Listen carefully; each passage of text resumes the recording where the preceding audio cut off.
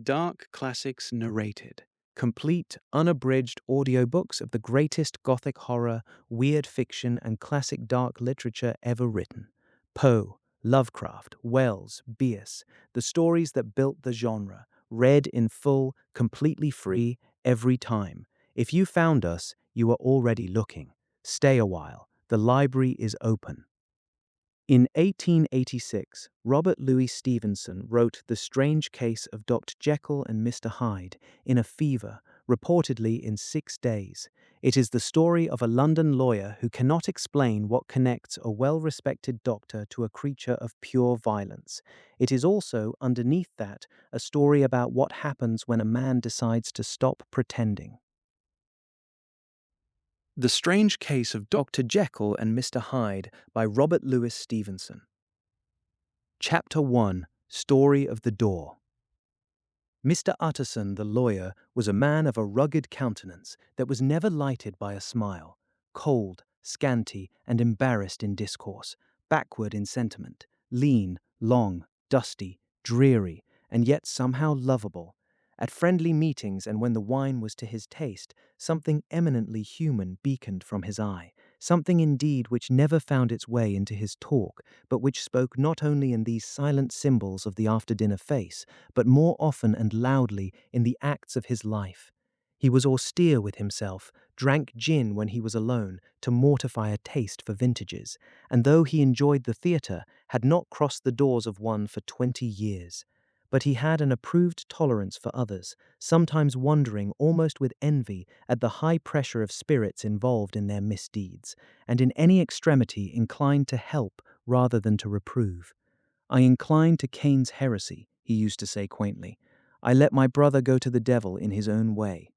In this character, it was frequently his fortune to be the last reputable acquaintance and the last good influence in the lives of downgoing men. And to such as these, so long as they came about his chambers, he never marked a shade of change in his demeanour. No doubt the feat was easy to Mr. Utterson, for he was undemonstrative at the best, and even his friendship seemed to be founded in a similar catholicity of good nature. It is the mark of a modest man to accept his friendly circle ready-made from the hands of opportunity, and that was the lawyer's way. His friends were those of his own blood or those whom he had known the longest. His affections, like ivy, were the growth of time. They implied no aptness in the object. Hence, no doubt the bond that united him to Mr. Richard Enfield, his distant kinsman, the well-known man about town. It was a nut to crack for many, what these two could see in each other, or what subject they could find in common. It was reported by those who encountered them in their Sunday walks that they said nothing, looked singularly dull, and would hail with obvious relief the appearance of a friend. For all that, the two men put the greatest store by these excursions, counted them the chief jewel of each week, and not only set aside occasions of pleasure, but even resisted the calls of business, that they might enjoy them uninterrupted. It chanced on one of these rambles that their way led them down a by-street in a busy quarter of London. The street was small and what is called quiet, but it drove a thriving trade on the weekdays. The inhabitants were all doing well, it seemed, and all emulously hoping to do better still, and laying out the surplus of their gains in coquetry, so that the shop fronts stood along that thoroughfare with an air of invitation, like rows of smiling saleswomen. Even on Sunday, when it veiled its more florid charms and lay comparatively empty of passage, the street shone out in contrast to its dingy neighborhood, like a fire in a forest, and with its freshly painted shutters, well-polished brasses, and general cleanliness and gaiety of note, instantly caught and pleased the eye of the passenger. 2 doors from one corner, on the left hand going east, the line was broken by the entry of a court, and just at that point, a certain sinister block of building thrust forward its gable on the street. It was 2 stories high, showed no window, nothing but a door on the lower story and a blind forehead of discoloured wall on the upper, and bore in every feature the marks of prolonged and sordid negligence. The door, which was equipped with neither bell nor knocker, was blistered and distained. Tramps slouched into the recess and struck matches on the panels. Children kept shop upon the steps. The schoolboy had tried his knife on the mouldings, and for close on a generation no one had appeared to drive away these random visitors or to repair their ravages. Mr. Enfield and the lawyer were on the other side of the by-street, but when they came abreast of the entry, the former lifted up his cane and pointed. "Did you ever remark that door?" he asked, and when his companion had replied in the affirmative, "It is connected in my mind," added he, "with a very odd story." "Indeed?" said Mr. Utterson, with a slight change of voice. "And what was that?" "Well, it was this way," returned Mr. Enfield. "I was coming home from some place at the end of the world, about 3 o'clock of a black winter morning, and my way lay through a part of town where there was literally nothing to be seen but lamps. Street after street, and all the folks asleep, street after street, all lighted up as if for a procession, and all as empty as a church. Till at last I got into that state of mind when a man listens and begins to long for the sight of a policeman. All at once I saw two figures, one a little man who was stumping along eastward at a good walk, and the other a girl of maybe 8 or 10 who was running as hard as she was able down a cross street. Well, sir, the two ran into one another naturally enough at the corner, and then came the horrible part of the thing, for the man trampled calmly over the child's body and left her screaming on the ground. It sounds nothing to hear, but it was hellish to see. It wasn't like a man, it was like some damned juggernaut. I gave a few halloa, took to my heels, collared my gentleman, and brought him back to where there was already quite a group about the screaming child. He was perfectly cool and made no resistance, but gave me one look so ugly that it brought out the sweat on me like running. The people who had turned out were the girl's own family, and pretty soon the doctor, for whom she had been sent, put in his appearance. Well, the child was not much the worse, more frightened according to the sawbones, and there you might have supposed would be an end to it. But there was one curious circumstance. I had taken a loathing to my gentleman at first sight. So had the child's family, which was only natural. But the doctor's case was what struck me. He was the usual cut and dry apothecary, of no particular age and colour, with a strong Edinburgh accent, and about as emotional as a bagpipe. Well, sir, he was like the rest of us. Every time he looked at my prisoner, I saw that Sawbones turn sick and white with the desire to kill him. I knew what was in his mind, just as he knew what was in mine, and killing being out of the question, we did the next best. We told the man we could and would make such a scandal out of this as should make his name stink from one end of London to the other. If he had any friends or any credit, we undertook that he should lose them. And all the time, as we were pitching it in red hot, we were keeping the women off him as best we could, for they were as wild as harpies. I never saw a circle of such hateful faces, and there was the man in the middle, with a kind of black, sneering coolness. Frightened, too, I could see that, but carrying it off, sir, really like Satan. "If you choose to make capital out of this accident," said he, "I am naturally helpless. No gentleman but wishes to avoid a scene," says he. "Name your figure." Well, we screwed him up to £100 for the child's family. He would have clearly liked to stick out, but there was something about the lot of us that meant mischief, and at last he struck.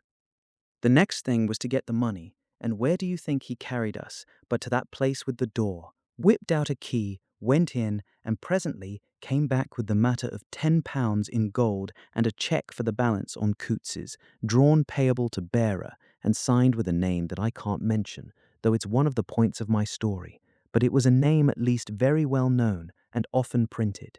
The figure was stiff, but the signature was good for more than that if it was only genuine. I took the liberty of pointing out to my gentleman that the whole business looked apocryphal, and that a man does not, in real life, walk into a cellar door at 4 in the morning and come out with another man's cheque for close upon £100. But he was quite easy and sneering. "Set your mind at rest," says he. "I will stay with you till the banks open and cash the cheque myself." So we all set off, the doctor and the child's father and our friend and myself, and passed the rest of the night in my chambers, and next day, when we had breakfasted, went in a body to the bank. I gave in the cheque myself, and said I had every reason to believe it was a forgery. Not a bit of it. The cheque was genuine. "Tut, tut," said Mr. Utterson. "I see you feel as I do. said Mr. Enfield. "Yes, it's a bad story, for my man was a fellow that nobody could have to do with, a really damnable man, and the person that drew the cheque is the very pink of the proprieties, celebrated too, and what makes it worse, one of your fellows who do what they call good. Blackmail, I suppose, an honest man paying through the nose for some of the capers of his youth. Blackmail House is what I call the place with the door, in consequence. Though even that, you know, is far from explaining all," he added, and with the words fell into a vein of musing. From this he was recalled by Mr. Utterson asking rather suddenly, "And you don't know if the drawer of the cheque lives there?" "A likely place, isn't it?" returned Mr. Enfield. "But I happen to have noticed his address. He lives in some square or other. And you never asked about the place with the door?" said Mr. Utterson. "No, sir, I had a delicacy," was the reply. "I feel very strongly about putting questions. It partakes too much of the style of the Day of Judgment. You start a question, and it's like starting a stone. You sit quietly on the top of a hill, and away the stone goes, starting others, and presently some planned old bird, the last you would have thought of, is knocked on the head in his own back garden, and the family have to change their name. No, sir, I make it a rule of mine. The more it looks like Queer Street, the less I ask." "A very good rule, too," said the lawyer. "But I have studied the place for myself," continued Mr. Enfield. "It seems scarcely a house. There is no other door, and nobody goes in or out of that one, but once in a great while, the gentleman of my adventure. There are 3 windows looking on the court on the first floor, none below. The windows are always shut, but they're clean. And then there is a chimney, which is generally smoking, so somebody must live there. And yet it's not so sure, for the buildings are so packed together about the court that it's hard to say where one ends and another begins." The pair walked on again for a while in silence, and then, "Enfield," said Mr. Utterson, "that's a good rule of yours." "Yes, I think it is," returned Enfield. "But for all that," continued the lawyer, "there's one point I want to ask. I want to ask the name of that man who walked over the child." "Well," said Mr. Enfield, "I can't see what harm it would do. It was a man of the name of Hyde." Said Mr. Utterson. "What sort of a man is he to see?" "He is not easy to describe. There is something wrong with his appearance, something displeasing, something downright detestable. I never saw a man I so disliked, and yet I scarce know why. He must be deformed somewhere. He gives a strong feeling of deformity, although I couldn't specify the point. He's an extraordinary-looking man, and yet I really can name nothing out of the way. No, sir, I can make no hand of it. I can't describe him, and it's not want of memory, for I declare I can see him this moment." Mr. Utterson again walked some way in silence, and obviously under a weight of consideration. "You are sure he used a key?" he inquired at last. "My dear sir," began Enfield, surprised out of himself. "Yes, I know," said Utterson. "I know it must seem strange. The fact is, if I do not ask you the name of the other party, it is because I know it already. You see, Richard, your tale has gone home. If you have been inexact in any point, you had better correct it." "I think you might have warned me," returned the other with a touch of sullenness. "But I have been pedantically exact, as you call it. The fellow had a key, and what's more, he has it still. I saw him use it not a week ago."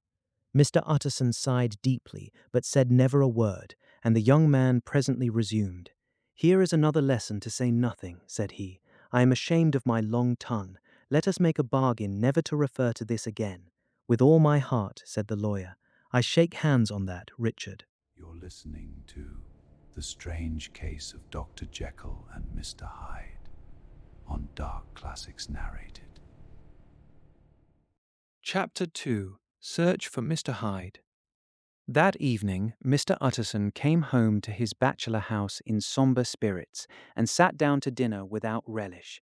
It was his custom of a Sunday, when this meal was over, to sit close by the fire, a volume of some dry divinity on his reading desk, until the clock of the neighboring church rang out the hour of 12, when he would go soberly and gratefully to bed. On this night, however, as soon as the cloth was taken away, he took up a candle and went into his business room. There he opened his safe, took from the most private part of it a document endorsed on the envelope as Dr. Jekyll's will, and sat down with a clouded brow to study its contents. The will was holograph, for Mr. Utterson, though he took charge of it now that it was made, had refused to lend the least assistance in the making of it. It provided not only that, in case of the decease of Henry Jekyll, M.D., D.C.L., LL.D., F.R.S., etc., all his possessions were to pass into the hands of his friend and benefactor, Edward Hyde, but that, in case of Dr. Jekyll's disappearance or unexplained absence for any period exceeding 3 calendar months, the said Edward Hyde should step into the said Henry Jekyll's shoes without further delay and free from any burthen or obligation beyond the payment of a few small sums to the members of the doctor's household. This document had long been the lawyer's eyesore. It offended him both as a lawyer and as a lover of the sane and customary sides of life, to whom the fanciful was the immodest, and hitherto it was his ignorance of Mr. Hyde that had swelled his indignation. Now, by a sudden turn, it was his knowledge. It was already bad enough when the name was but a name of which he could learn no more. It was worse when it began to be clothed upon with detestable attributes, and out of the shifting, insubstantial mists that had so long baffled his eye, there leaped up the sudden, definite presentment of a fiend. I thought it was madness, he said, as he replaced the obnoxious paper in the safe, and now I begin to fear it is disgrace. With that he blew out his candle, put on a great coat, and set forth in the direction of Cavendish Square, that citadel of medicine, where his friend, the great Dr. Lanyon, had his house and received his crowding patients. If anyone knows, it will be Lanyon, he had thought. The solemn butler knew and welcomed him. He was subjected to no stage of delay, but ushered direct from the door to the dining room, where Dr. Lanyon sat alone over his wine. This was a hearty, healthy, dapper, red-faced gentleman, with a shock of hair prematurely white, and a boisterous and decided manner. At sight of Mr. Utterson, he sprang up from his chair and welcomed him with both hands. The geniality, as was the way of the man, was somewhat theatrical to the eye, but it reposed on genuine feeling. For these two were old friends, old mates both at school and college, both thorough respecters of themselves and of each other, and what does not always follow, men who thoroughly enjoyed each other's company. After a little rambling talk, the lawyer led up to the subject which so disagreeably preoccupied his mind. "I suppose, Lanyon," said he, "you and I must be the two oldest friends that Henry Jekyll has." "I wish the friends were younger," chuckled Dr. Lanyon, "but I suppose we are. And what of that? I see little of him now." "Indeed," said Utterson, "I thought you had a bond of common interest." "We had," was the reply, "but it is more than 10 years since Henry Jekyll became too fanciful for me. He began to go wrong in mind, and though of course I continue to take an interest in him for old sake's sake, as they say, I see and I have seen devilish little of the man. Such unscientific balderdash," added the doctor, flushing suddenly purple, "would have estranged Damon and Pythias." This little spirit of temper was somewhat of a relief to Mr. Utterson. They have only differed on some point of science, he thought, and being a man of no scientific passions, except in the matter of conveyancing, he even added, "It is nothing worse than that." He gave his friend a few seconds to recover his composure, and then approached the question he had come to put. "Did you ever come across a protege of his, one Hyde?" he asked. "Hyde?" repeated Lanyon. "No, never heard of him, since my time."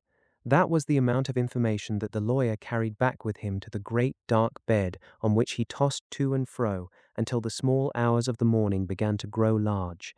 It was a night of little ease to his toiling mind, toiling in mere darkness and besieged by questions. 6 o'clock struck on the bells of the church that was so conveniently near to Mr. Utterson's dwelling, and still he was digging at the problem. Hitherto it had touched him on the intellectual side alone, but now his imagination also was engaged, or rather enslaved, and as he lay and tossed in the gross darkness of the night and the curtained room, Mr. Enfield's tale went by before his mind in a scroll of lighted pictures. He would be aware of the great field of lamps of a nocturnal city, then of the figure of a man walking swiftly, then of a child running from the doctor's, and then these met, and that human juggernaut trod the child down and passed on regardless of her screams.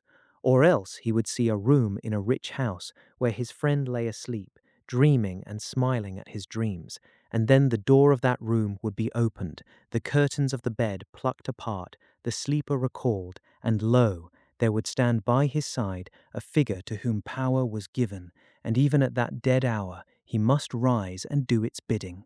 The figure in these two phases haunted the lawyer all night, and if at any time he dozed over, it was but to see it glide more stealthily through sleeping houses, or move the more swiftly, and still the more swiftly, even to dizziness through wider labyrinths of lamplighted city, and at every street corner crush a child and leave her screaming.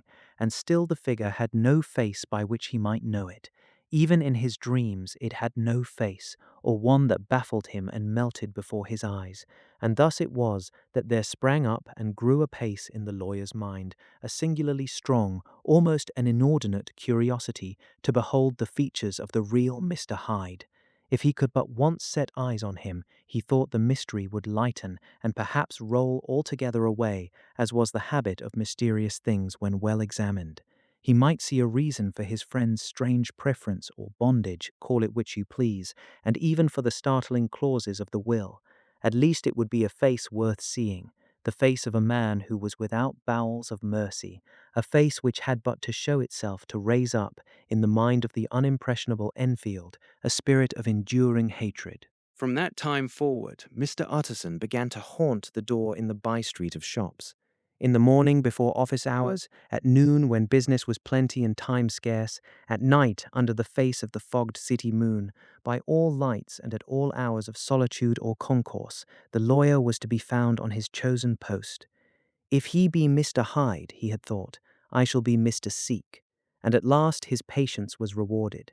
It was a fine, dry night, frost in the air, the streets as clean as a ballroom floor, the lamps, unshaken by any wind, drawing a regular pattern of light and shadow. By 10 o'clock, when the shops were closed, the by-street was very solitary, and in spite of the low growl of London from all round, very silent. Small sounds carried far, domestic sounds out of the houses were clearly audible on either side of the roadway, and the rumour of the approach of any passenger preceded him by a long time. Mr. Utterson had been some minutes at his post when he was aware of an odd, light footstep drawing near. In the course of his nightly patrols, he had long grown accustomed to the quaint effect with which the footfalls of a single person, while he is still a great way off, suddenly spring out distinct from the vast hum and clatter of the city. Yet his attention had never before been so sharply and decisively arrested, and it was with a strong, superstitious prevision of success that he withdrew into the entry of the court. The steps drew swiftly nearer, and swelled out suddenly louder as they turned the end of the street. The lawyer, looking forth from the entry, could soon see what manner of man he had to deal with. He was small and very plainly dressed, and the look of him, even at that distance, went somehow strongly against the watcher's inclination. But he made straight for the door, crossing the roadway to save time, and as he came, he drew a key from his pocket like one approaching home. Mr. Utterson stepped out and touched him on the shoulder as he passed. Mr. Hyde, I think. Mr. Hyde shrank back with a hissing intake of the breath, but his fear was only momentary, and though he did not look the lawyer in the face, he answered coolly enough, That is my name. What do you want? I see you are going in, returned the lawyer. I am an old friend of Dr. Jekyll's, Mr. Utterson of Gaunt Street. You must have heard of my name, and meeting you so conveniently, I thought you might admit me. You will not find Dr. Jekyll. He is from home, replied Mr. Hyde, blowing in the key, and then suddenly, but still without looking up, How did you know me? He asked. On your side, said Mr. Utterson, will you do me a favour? With pleasure, replied the other. What shall it be? Will you let me see your face? Asked the lawyer. Mr. Hyde appeared to hesitate, and then, as if upon some sudden reflection, fronted about with an air of defiance, and the pair stared at each other pretty fixedly for a few seconds. Now I shall know you again, said Mr. Utterson. It may be useful. Yes, returned Mr. Hyde, it is as well we have met, and apropos, you should have my address, and he gave a number of a street in Soho. Good God, thought Mr. Utterson, can he too have been thinking of the will? But he kept his feelings to himself, and only grunted in acknowledgment of the address. And now, said the other, how did you know me? By description, was the reply. Whose description? We have common friends, said Mr. Utterson. Common friends, echoed Mr. Hyde, a little hoarsely. Who are they? Jekyll, for instance, said the lawyer. He never told you, cried Mr. Hyde, with a flush of anger. I did not think you would have lied. Come, said Mr. Utterson, that is not fitting language. The other snarled aloud into a savage laugh, and the next moment, with extraordinary quickness, he had unlocked the door and disappeared into the house. The lawyer stood a while when Mr. Hyde had left him, the picture of disquietude. Then he began slowly to mount the street, pausing every step or two and putting his hand to his brow like a man in mental perplexity.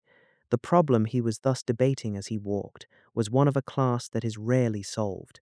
Mr. Hyde was pale and dwarfish. He gave an impression of deformity without any nameable malformation. He had a displeasing smile. He had borne himself to the lawyer with a sort of murderous mixture of timidity and boldness, and he spoke with a husky, whispering, and somewhat broken voice. All these were points against him, but not all of these together could explain the hitherto unknown disgust, loathing, and fear with which Mr. Utterson regarded him. There must be something else, said the perplexed gentleman. There is something more, if I could find a name for it. God bless me, the man seems hardly human. Something troglodytic, shall we say? Or can it be the old story of Dr. Fell? Or is it the mere radiance of a foul soul that thus transpires through and transfigures its clay continent? The last, I think, for oh, my poor old Harry Jekyll, if ever I read Satan's signature upon a face, it is on that of your new friend. Round the corner from the by-street there was a square of ancient, handsome houses, now for the most part decayed from their high estate, and let in flats and chambers to all sorts and conditions of men, map engravers, architects, shady lawyers, and the agents of obscure enterprises. One house, however, second from the corner, was still occupied entire, and at the door of this, which wore a great air of wealth and comfort, though it was now plunged in darkness except for the fanlight, Mr. Utterson stopped and knocked. A well-dressed, elderly servant opened the door. "Is Dr. Jekyll at home, Poole?" asked the lawyer. "I will see, Mr. Utterson," said Poole, admitting the visitor, as he spoke, into a large, low-roofed, comfortable hall paved with flags, warmed, after the fashion of a country house, by a bright, open fire, and furnished with costly cabinets of oak. "Will you wait here by the fire, sir, or shall I give you a light in the dining room?" "Here, thank you," said the lawyer, and he drew near and leaned on the tall fender. This hall, in which he was now left alone, was a pet fancy of his friend the doctor's, and Utterson himself was wont to speak of it as the pleasantest room in London. But tonight there was a shudder in his blood. The face of Hyde sat heavy on his memory. He felt, what was rare with him, a nausea and distaste of life, and in the gloom of his spirits he seemed to read a menace in the flickering of the firelight on the polished cabinets and the uneasy starting of the shadow on the roof. He was ashamed of his relief when Poole presently returned to announce that Dr. Jekyll was gone out. "I saw Mr. Hyde go in by the old dissecting room, Poole," he said. "Is that right when Dr. Jekyll is from home?"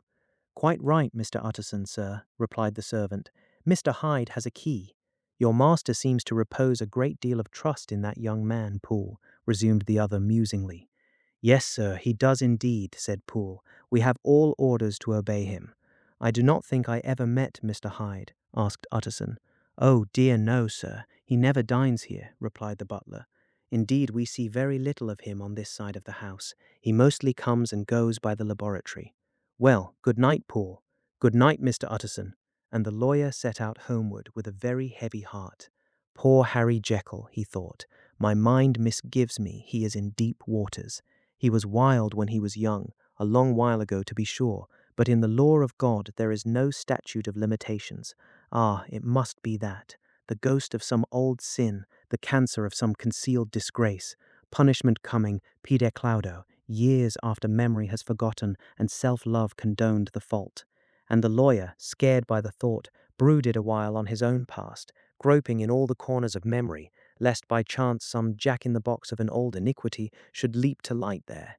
His past was fairly blameless. Few men could read the rolls of their life with less apprehension, yet he was humbled to the dust by the many ill things he had done, and raised up again into a sober and fearful gratitude by the many he had come so near to doing, yet avoided.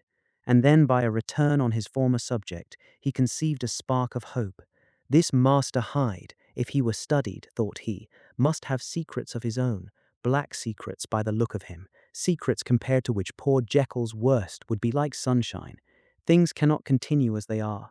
It turns me cold to think of this creature stealing like a thief to Harry's bedside. Poor Harry, what awakening! And the danger of it, for if this Hyde suspects the existence of the will, he may grow impatient to inherit. Ah, I must put my shoulder to the wheel. If Jekyll will but let me, he added, if Jekyll will only let me. For once more he saw before his mind's eye, as clear as transparency, the strange clauses of the will. You are listening to The Strange Case of Dr. Jekyll and Mr. Hyde on Dark Classics Narrated. Chapter 3. Dr. Jekyll was quite at ease. A fortnight later, by excellent good fortune, the doctor gave one of his pleasant dinners to some 5 or 6 old cronies, all intelligent, reputable men, and all judges of good wine, and Mr. Utterson so contrived that he remained behind after the others had departed. This was no new arrangement, but a thing that had befallen many scores of times. Where Utterson was liked, he was liked well. Hosts loved to detain the dry lawyer when the light-hearted and loose-tongued had already their foot on the threshold. They liked to sit a while in his unobtrusive company, practicing for solitude, sobering their minds in the man's rich silence after the expense and strain of gaiety. To this rule, Dr. Jekyll was no exception, and as he now sat on the opposite side of the fire, a large, well-made, smooth-faced man of 50, with something of a slyish cast perhaps, but every mark of capacity and kindness, you could see by his looks that he cherished for Mr. Utterson a sincere and warm affection. "I have been wanting to speak to you, Jekyll," began the latter. "You know that will of yours." A close observer might have gathered that the topic was distasteful, but the doctor carried it off gaily. "My poor Utterson," said he, "you are unfortunate in such a client. I never saw a man so distressed as you were by my will, unless it were that hide-bound pedant Lanyon at what he called my scientific heresies. Oh, I know he's a good fellow, you needn't frown, an excellent fellow, and I always mean to see more of him, but a hide-bound pedant for all that, an ignorant, blatant pedant. I was never more disappointed in any man than Lanyon. You know I never approved of it," pursued Utterson, ruthlessly disregarding the fresh topic. "My will? Yes, certainly, I know that," said the doctor, a trifle sharply. "You have told me so." "Well, I tell you so again," continued the lawyer. "I have been learning something of young Hyde." The large, handsome face of Dr. Jekyll grew pale to the very lips, and there came a blackness about his eyes. "I do not care to hear more," said he. "This is a matter I thought we had agreed to drop." "What I heard was abominable," said Utterson. "It can make no change. You do not understand my position," returned the doctor, with a certain incoherency of manner. "I am painfully situated, Utterson. My position is a very strange one. It is one of those affairs that cannot be mended by talking." "Jekyll," said Utterson, "you know me. I am a man to be trusted. Make a clean breast of this in confidence, and I make no doubt I can get you out of it." "My good Utterson," said the doctor, "this is very good of you. This is downright good of you, and I cannot find words to thank you in. I believe you fully. I would trust you before any man alive, aye, before myself, if I could make the choice. But indeed it isn't what you fancy. It is not as bad as that. And just to put your good heart at rest, I will tell you one thing. The moment I choose, I can be rid of Mr. Hyde. I give you my hand upon that, and I thank you again and again. And I will just add one little word, Utterson, that I'm sure you'll take in good part. This is a private matter, and I beg of you to let it sleep." Utterson reflected a little, looking in the fire. "I have no doubt you are perfectly right," he said at last, getting to his feet. "Well, but since we have touched upon this business, and for the last time I hope," continued the doctor, "there is one point I should like you to understand. I have really a very great interest in poor Hyde. I know you have seen him. He told me so, and I fear he was rude. But I do sincerely take a very great interest in that young man, and if I am taken away, Utterson, I wish you to promise me that you will bear with him and get his rights for him.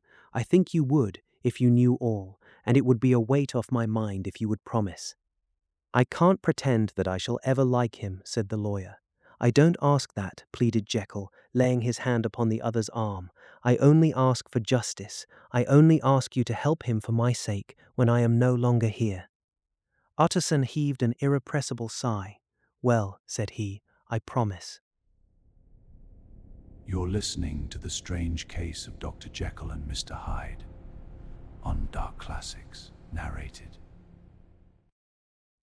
Chapter 4: The Carew Murder Case. Nearly a year later, in the month of October 18 London was startled by a crime of singular ferocity and rendered all the more notable by the high position of the victim. The details were few and startling. A maidservant living alone in a house not far from the river had gone upstairs to bed about 11. Although a fog rolled over the city in the small hours, the early part of the night was cloudless, and the lane, which the maid's window overlooked, was brilliantly lit by the full moon. It seems she was romantically given, for she sat down upon her box, which stood immediately under the window, and fell into a dream of musing. Never, she used to say with streaming tears when she narrated that experience, never had she felt more at peace with all men or thought more kindly of the world. And as she so sat, she became aware of an aged, beautiful gentleman with white hair drawing near along the lane, and advancing to meet him, another and very small gentleman, to whom at first she paid less attention. When they had come within speech, which was just under the maid's eyes, the older man bowed and accosted the other with a very pretty manner of politeness. It did not seem as if the subject of his address were of great importance. Indeed, from his pointing, it sometimes appeared as if he were only inquiring his way, but the moon shone on his face as he spoke, and the girl was pleased to watch it. It seemed to breathe such an innocent and old-world kindness of disposition, yet with something high, too, as of a well-founded self-content. Presently her eye wandered to the other, and she was surprised to recognize in him a certain Mr. Hyde, who had once visited her master and for whom she had conceived a dislike. He had in his hand a heavy cane, with which he was trifling, but he answered never a word, and seemed to listen with an ill-contained impatience. And then all of a sudden he broke out in a great flame of anger, stamping with his foot, brandishing the cane, and carrying on, as the maid described it, like a madman. The old gentleman took a step back, with the air of one very much surprised and a trifle hurt, and at that Mr. Hyde broke out of all bounds and clubbed him to the earth, and next moment, with ape-like fury, he was trampling his victim underfoot and hailing down a storm of blows, under which the bones were audibly shattered and the body jumped upon the roadway. At the horror of these sights and sounds, the maid fainted. It was 2 o'clock when she came to herself and called for the police. The murderer was gone long ago, but there lay his victim in the middle of the lane, incredibly mangled. The stick with which the deed had been done, although it was of some rare and very tough and heavy wood, had broken in the middle under the stress of this insensate cruelty, and one splintered half had rolled in the neighboring gutter. The other, without doubt, had been carried away by the murderer. A purse and gold watch were found upon the victim, but no cards or papers, except a sealed and stamped envelope, which he had been probably carrying to the post, and which bore the name and address of Mr. Utterson. This was brought to the lawyer the next morning, before he was out of bed, and he had no sooner seen it and been told the circumstances than he shot out a solemn lip. "I shall say nothing till I have seen the body," said he. "This may be very serious. Have the kindness to wait while I dress." And with the same grave countenance he hurried through his breakfast and drove to the police station, whither the body had been carried. As soon as he came into the cell, he nodded. "Yes," said he, "I recognize him. I am sorry to say that this is Sir Danvers Carew." "Good God, sir!" exclaimed the officer. "Is it possible?" And the next moment his eye lighted up with professional ambition. "This will make a deal of noise," he said, "and perhaps you can help us to the man." And he briefly narrated what the maid had seen, and showed the broken stick. Mr. Utterson had already quailed at the name of Hyde, but when the stick was laid before him, he could doubt no longer. Broken and battered as it was, he recognized it for one that he had himself presented many years before to Henry Jekyll. "Is this Mr. Hyde a person of small stature?" he inquired. "Particularly small and particularly wicked-looking is what the maid calls him," said the officer. Mr. Utterson reflected, and then, raising his head, "If you will come with me in my cab," he said, "I think I can take you to his house." It was by this time about 9 in the morning, and the first fog of the season. A great chocolate-coloured pall lowered over heaven, but the wind was continually charging and rooting these embattled vapours, so that as the cab crawled from street to street, Mr. Utterson beheld a marvellous number of degrees and hues of twilight. For here it would be dark like the back end of evening, and there would be a glow of a rich, lurid brown, like the light of some strange conflagration, and here, for a moment, the fog would be quite broken up, and a haggard shaft of daylight would glance in between the swirling reeds. The dismal quarter of Soho, seen under these changing glimpses, with its muddy ways and slatternly passengers, and its lamps, which had never been extinguished or had been kindled afresh to combat this mournful reinvasion of darkness, seemed, in the lawyer's eyes, like a district of some city in a nightmare. The thoughts of his mind, besides, were of the gloomiest dye, and when he glanced at the companion of his drive, he was conscious of some touch of that terror of the law and the law's officers, which may at times assail the most honest. As the cab drew up before the address indicated, the fog lifted a little, and showed him a dingy street, a gin palace, a low French eating-house, a shop for the retail of penny numbers and twopenny salads, many ragged children huddled in the doorways, and many women of many different nationalities passing out, key in hand, to have a morning glass, and the next moment the fog settled down again upon that part, as brown as umber, and cut him off from his blackguardly surroundings. This was the home of Henry Jekyll's favourite, of a man who was heir to 250,000 sterling. An ivory-faced and silvery-haired old woman opened the door. She had an evil face, smoothed by hypocrisy, but her manners were excellent. Yes, she said, this was Mr. Hyde's, but he was not at home. He had been in that night very late, but he had gone away again in less than an hour. There was nothing strange in that. His habits were very irregular, and he was often absent. For instance, it was nearly 2 months since she had seen him till yesterday. "Very well, then. We wish to see his rooms," said the lawyer, and when the woman began to declare it was impossible, "I had better tell you who this person is," he added. "This is Inspector Newcomen of Scotland Yard." A flash of odious joy appeared upon the woman's face. "Ah," said she, "he is in trouble. What has he done?" Mr. Utterson and the inspector exchanged glances. "He don't seem a very popular character," observed the latter. "And now, my good woman, just let me and this gentleman have a look about us." In the whole extent of the house, which but for the old woman remained otherwise empty, Mr. Hyde had only used a couple of rooms, but these were furnished with luxury and good taste. A closet was filled with wine, the plate was of silver, the napery elegant. A good picture hung upon the walls, a gift, as Utterson supposed, from Henry Jekyll, who was much of a connoisseur, and the carpets were of many piles and agreeable in colour. At this moment, however, the rooms bore every mark of having been recently and hurriedly ransacked. Clothes lay about the floor, with their pockets inside out. Lock-fast drawers stood open, and on the hearth there lay a pile of grey ashes, as though many papers had been burned. From these embers the inspector disinterred the butt end of a green cheque-book, which had resisted the action of the fire. The other half of the stick was found behind the door, and as this clinched his suspicions, the officer declared himself delighted. A visit to the bank, where several £1,000s were found to be lying to the murderer's credit, completed his gratification. "You may depend upon it, sir," he told Mr. Utterson. "I have him in my hand. He must have lost his head, or he never would have left the stick, or above all, burned the cheque-book. Why, money's life to the man. We have nothing to do but wait for him at the bank and get out the handbills." This last, however, was not so easy of accomplishment, for Mr. Hyde had numbered few familiars. Even the master of the servant-maid had only seen him twice. His family could nowhere be traced. He had never been photographed, and the few who could describe him differed widely, as common observers will.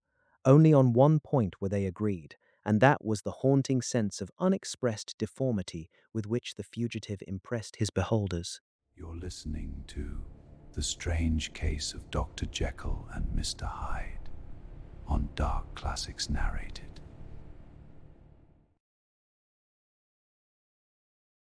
Chapter 5. Incident of the Letter. It was late in the afternoon when Mr. Utterson found his way to Dr. Jekyll's door, where he was at once admitted by Poole and carried down by the kitchen offices and across a yard which had once been a garden to the building which was indifferently known as the laboratory or dissecting rooms.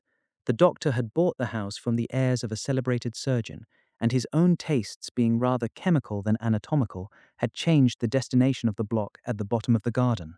It was the first time that the lawyer had been received in that part of his friend's quarters, and he eyed the dingy, windowless structure with curiosity and gazed round with a distasteful sense of strangeness as he crossed the theatre, once crowded with eager students and now lying gaunt and silent, the tables laden with chemical apparatus, the floor strewn with crates and littered with packing straw, and the light falling dimly through the foggy cupola.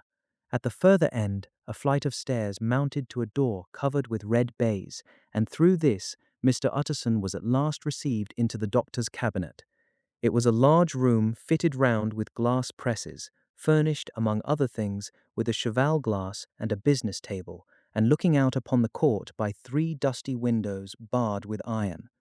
The fire burned in the grate, a lamp was set lighted on the chimney shelf, for even in the houses the fog began to lie thickly, and there, close up to the warmth, sat Dr. Jekyll, looking deathly sick.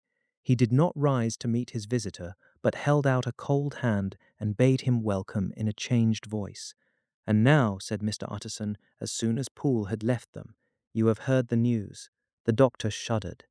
"They were crying it in the square," he said. "I heard them in my dining room." "One word," said the lawyer. "Carew was my client, but so are you, and I want to know what I am doing. You have not been mad enough to hide this fellow." "Utterson, I swear to God," cried the doctor, "I swear to God I will never set eyes on him again. I bind my honour to you that I am done with him in this world. It is all at an end. And indeed he does not want my help. You do not know him as I do. He is safe. He is quite safe. Mark my words, he will never more be heard of." The lawyer listened gloomily. He did not like his friend's feverish manner. "You seem pretty sure of him," said he, "and for your sake I hope you may be right. If it came to a trial, your name might appear." "I am quite sure of him," replied Jekyll. "I have grounds for certainty that I cannot share with anyone. But there is one thing on which you may advise me. I have received a letter, and I am at a loss whether I should show it to the police. I should like to leave it in your hands, Utterson. You would judge wisely, I am sure. I have so great a trust in you." "You fear, I suppose, that it might lead to his detection?" asked the lawyer. "No," said the other. "I cannot say that I care what becomes of Hyde. I am quite done with him. I was thinking of my own character, which this hateful business has rather exposed." Utterson ruminated a while. He was surprised at his friend's selfishness, and yet relieved by it. "Well," said he at last, "let me see the letter." The letter was written in an odd, upright hand, and signed Edward Hyde, and it signified, briefly enough, that the writer's benefactor, Dr. Jekyll, whom he had long so unworthily repaid for 1,000 generosities, need labour under no alarm for his safety, as he had means of escape on which he placed a sure dependence. The lawyer liked this letter well enough. It put a better colour on the intimacy than he had looked for, and he blamed himself for some of his past suspicions. "Have you the envelope?" he asked. "I burned it," replied Jekyll, "before I thought what I was about. But it bore no postmark. The note was handed in." "Shall I keep this and sleep upon it?" asked Utterson. "I wish you to judge for me entirely," was the reply. "I have lost confidence in myself." "Well, I shall consider," returned the lawyer. "And now one word more. It was Hyde who dictated the terms in your will about that disappearance."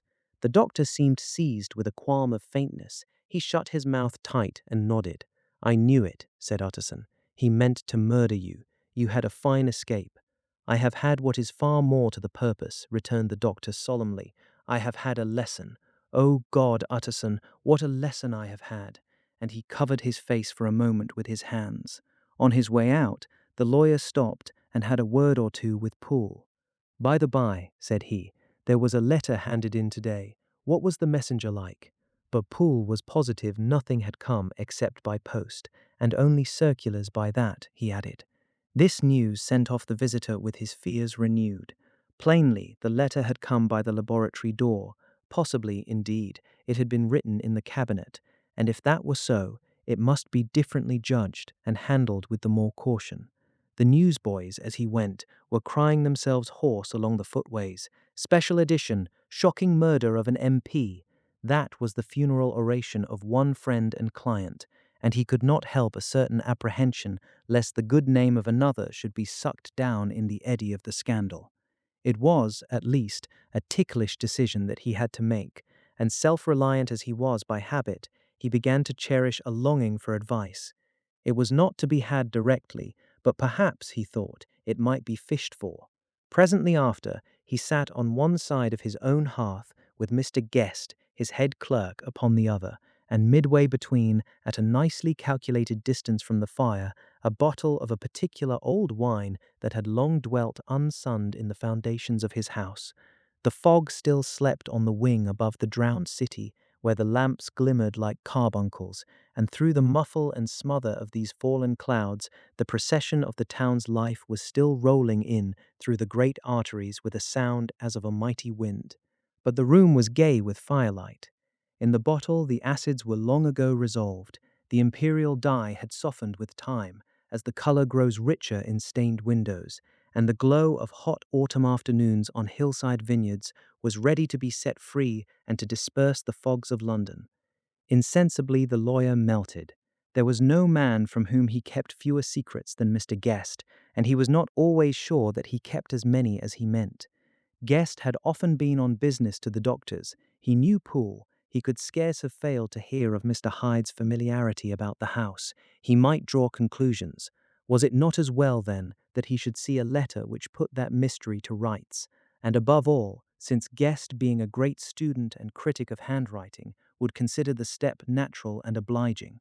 The clerk, besides, was a man of counsel. He could scarce read so strange a document without dropping a remark, and by that remark Mr. Utterson might shape his future course. "This is a sad business about Sir Danvers," he said.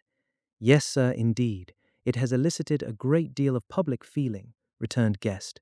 "The man, of course, was mad." "I should like to hear your views on that," replied Utterson. "I have a document here in his handwriting. It is between ourselves, for I scarce know what to do about it. It is an ugly business at the best, but there it is, quite in your way, a murderer's autograph." Guest's eyes brightened, and he sat down at once and studied it with passion. "No, sir," he said, "not mad, but it is an odd hand, and by all accounts a very odd writer," added the lawyer. Just then the servant entered with a note. "Is that from Dr. Jekyll, sir?" inquired the clerk. "I thought I knew the writing. Anything private, Mr. Utterson?" "Only an invitation to dinner. Why? Do you want to see it? One moment. I thank you, sir." And the clerk laid the 2 sheets of paper alongside and sedulously compared their contents.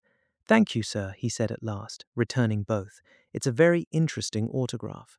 There was a pause, during which Mr. Utterson struggled with himself. "Why did you compare them, Guest?" he inquired suddenly. "Well, sir," returned the clerk, "there's a rather singular resemblance. The 2 hands are in many points identical, only differently sloped." "Rather quaint," said Utterson. "It is, as you say, rather quaint," returned Guest. "I wouldn't speak of this note, you know," said the master. "No, sir," said the clerk, "I understand." But no sooner was Mr. Utterson alone that night than he locked the note into his safe, where it reposed from that time forward. "What?" he thought. "Henry Jekyll forged for a murderer," and his blood ran cold in his veins. You are listening to The Strange Case of Dr. Jekyll and Mr. Hyde on Dark Classics Narrated. Chapter 6. Incident of Dr. Lanyon. Time ran on. Thousands of pounds were offered in reward, for the death of Sir Danvers was resented as a public injury. But Mr. Hyde had disappeared out of the ken of the police as though he had never existed. Much of his past was unearthed, indeed, and all disreputable. Tales came out of the man's cruelty, at once so callous and violent, of his vile life, of his strange associates, of the hatred that seemed to have surrounded his career, but of his present whereabouts not a whisper.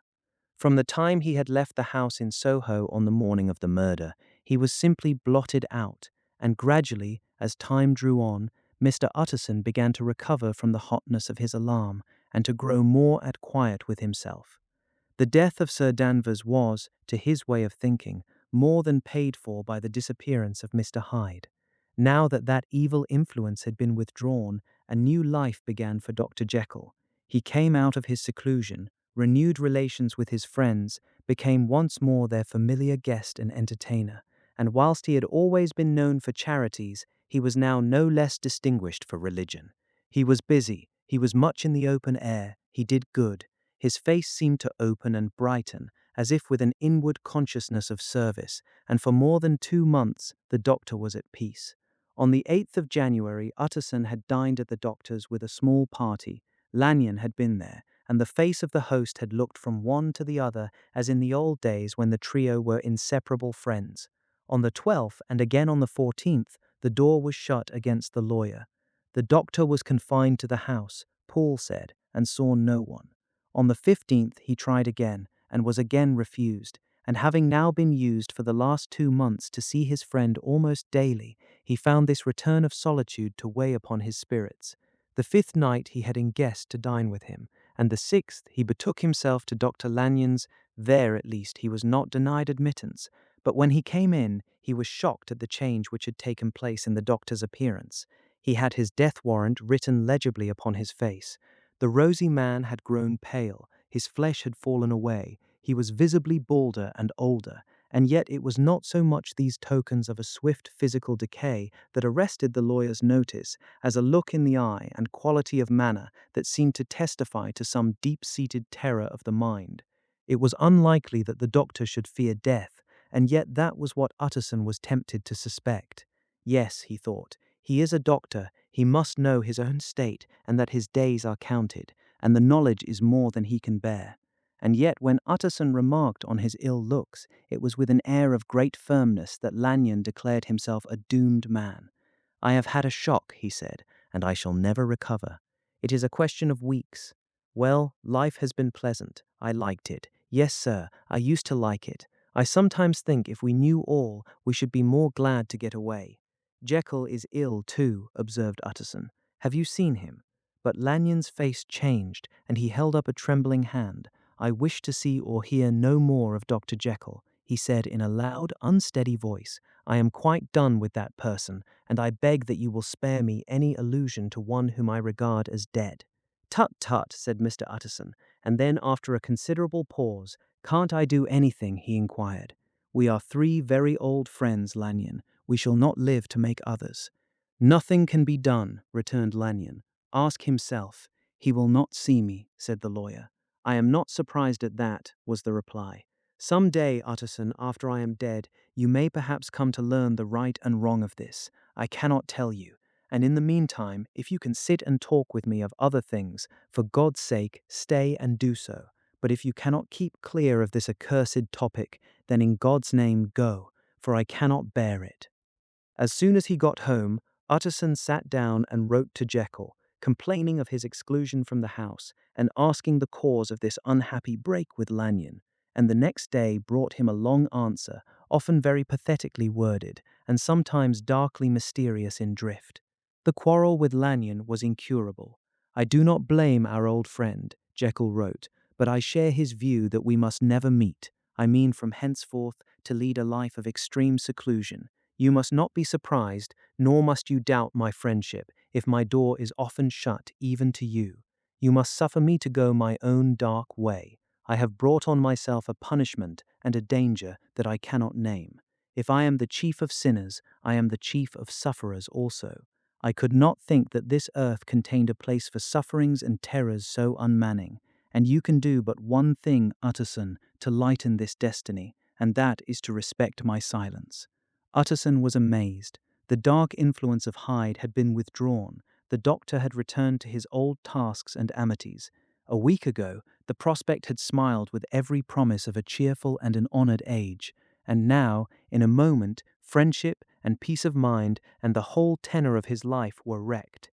So great and unprepared a change pointed to madness, but in view of Lanyon's manner and words, there must lie for it some deeper ground. A week afterwards, Dr. Lanyon took to his bed, and in something less than a fortnight he was dead. The night after the funeral, at which he had been sadly affected, Utterson locked the door of his business room, and sitting there by the light of a melancholy candle, drew out and set before him an envelope addressed by the hand and sealed with the seal of his dead friend. Private, for the hands of G.J. Utterson alone, and in case of his predecease, to be destroyed unread, so it was emphatically superscribed, and the lawyer dreaded to behold the contents. I have buried one friend today, he thought. What if this should cost me another? And then he condemned the fear as a disloyalty, and broke the seal. Within there was another enclosure, likewise sealed, and marked upon the cover as not to be opened till the death or disappearance of Dr. Henry Jekyll. Utterson could not trust his eyes.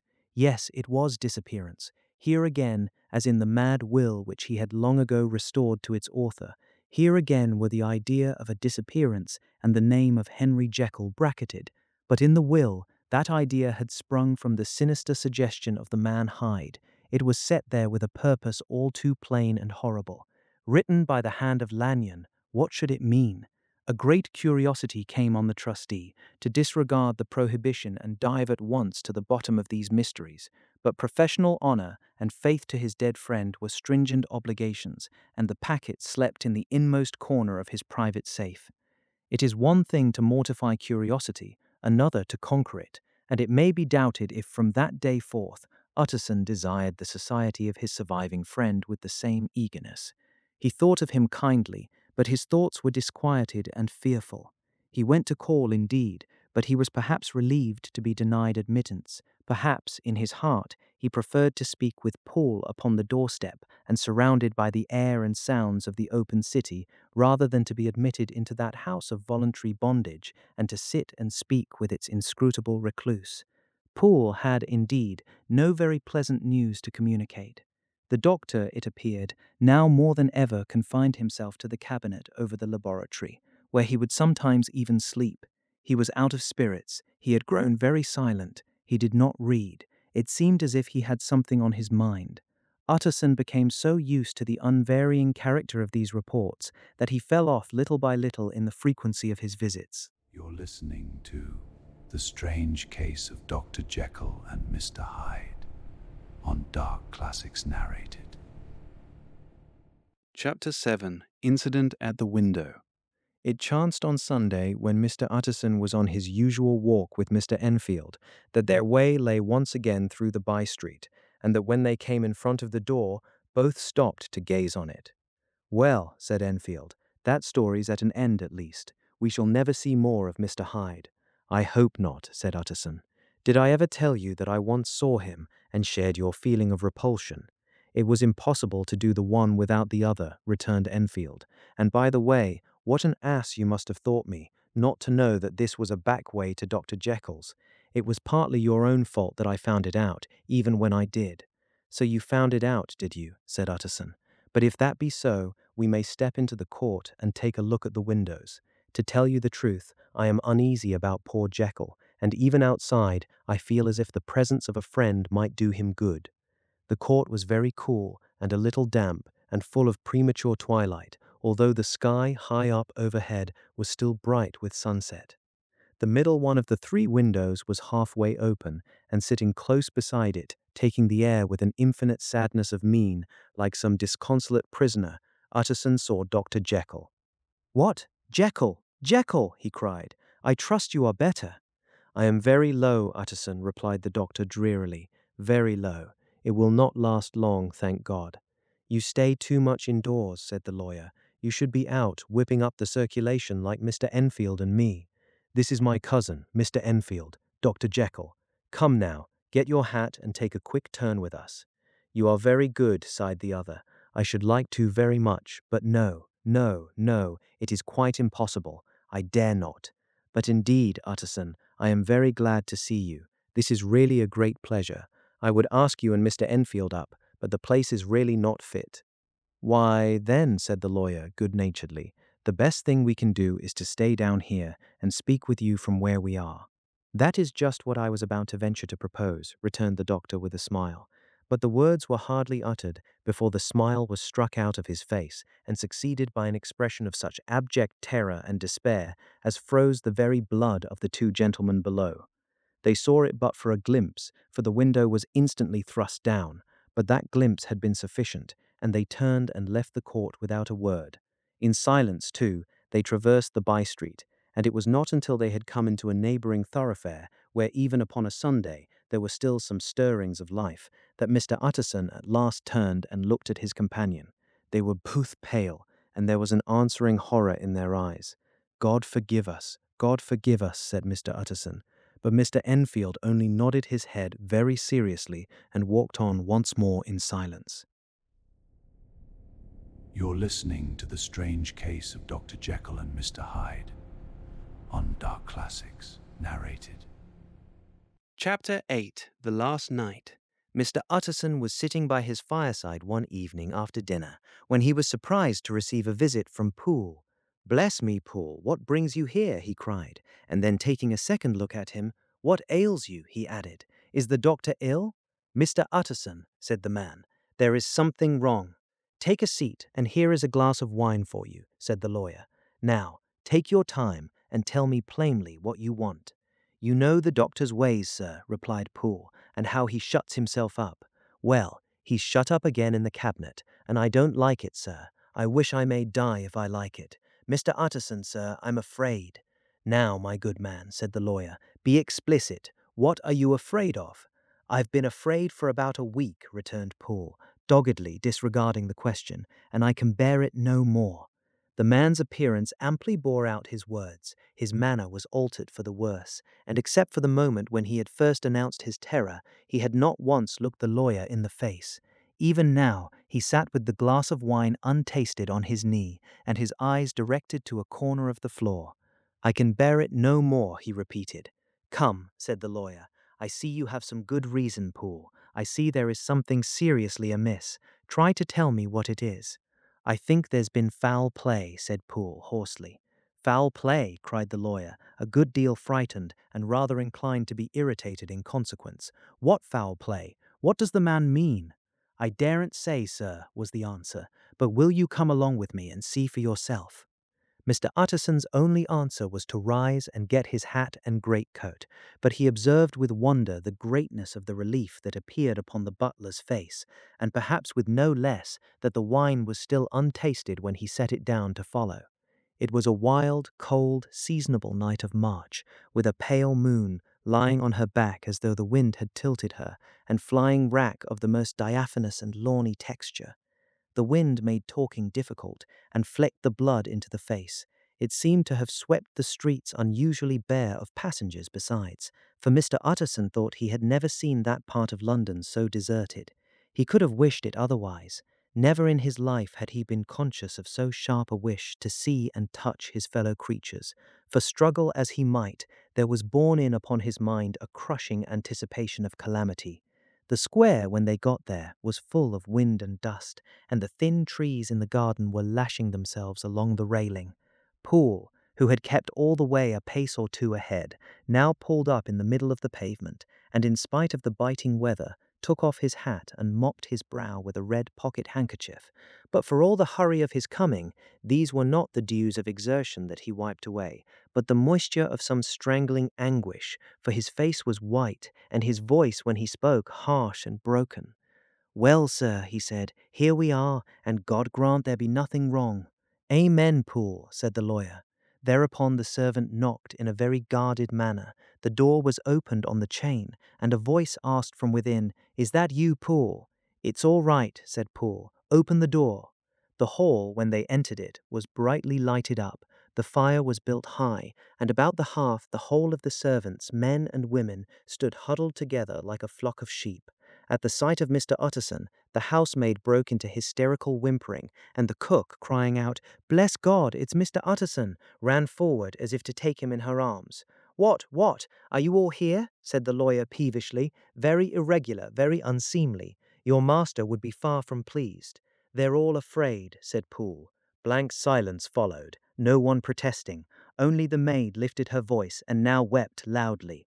"Hold your tongue," Poole said to her, with a ferocity of accent that testified to his own jangled nerves, and indeed, when the girl had so suddenly raised the note of her lamentation, they had all started and turned towards the inner door with faces of dreadful expectation. "And now," continued the butler, addressing the knife boy, "reach me a candle, and we'll get this through hands at once." And then he begged Mr. Utterson to follow him, and led the way to the back garden. "Now, sir," said he, "you come as gently as you can. I want you to hear, and I don't want you to be heard. And see here, sir, if by any chance he was to ask you in, don't go." Mr. Utterson's nerves at this unlooked-for termination gave a jerk that nearly threw him from his balance, but he recollected his courage and followed the butler into the laboratory building, through the surgical theatre, with its lumber of crates and bottles, to the foot of the stair. Here Poole motioned him to stand on one side and listen, while he himself, setting down the candle and making a great and obvious call on his resolution, mounted the steps and knocked with a somewhat uncertain hand on the red baize of the cabinet door.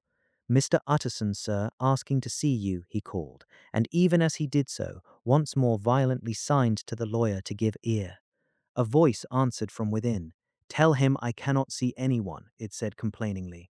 "Thank you, sir," said Poole, with a note of something like triumph in his voice, and taking up his candle, he led Mr. Utterson back across the yard and into the great kitchen, where the fire was out and the beetles were leaping on the floor.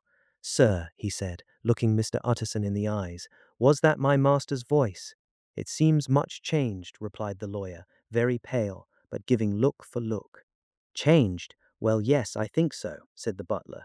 "Have I been 20 years in this man's house to be deceived about his voice? No, sir, master's made away with. He was made away with 8 days ago, when we heard him cry out upon the name of God. And who's in there instead of him, and why it stays there, is a thing that cries to heaven, Mr. Utterson."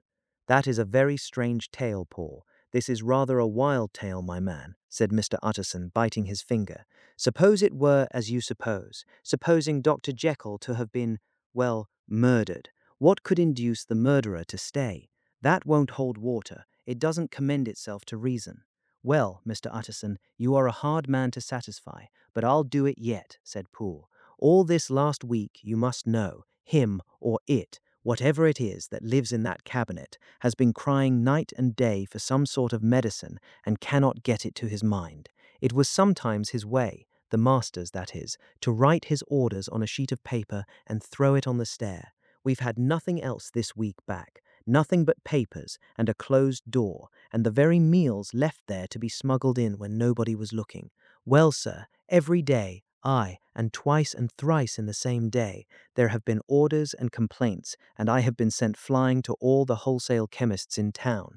Every time I brought the stuff back, there would be another paper telling me to return it because it was not pure, and another order to a different firm.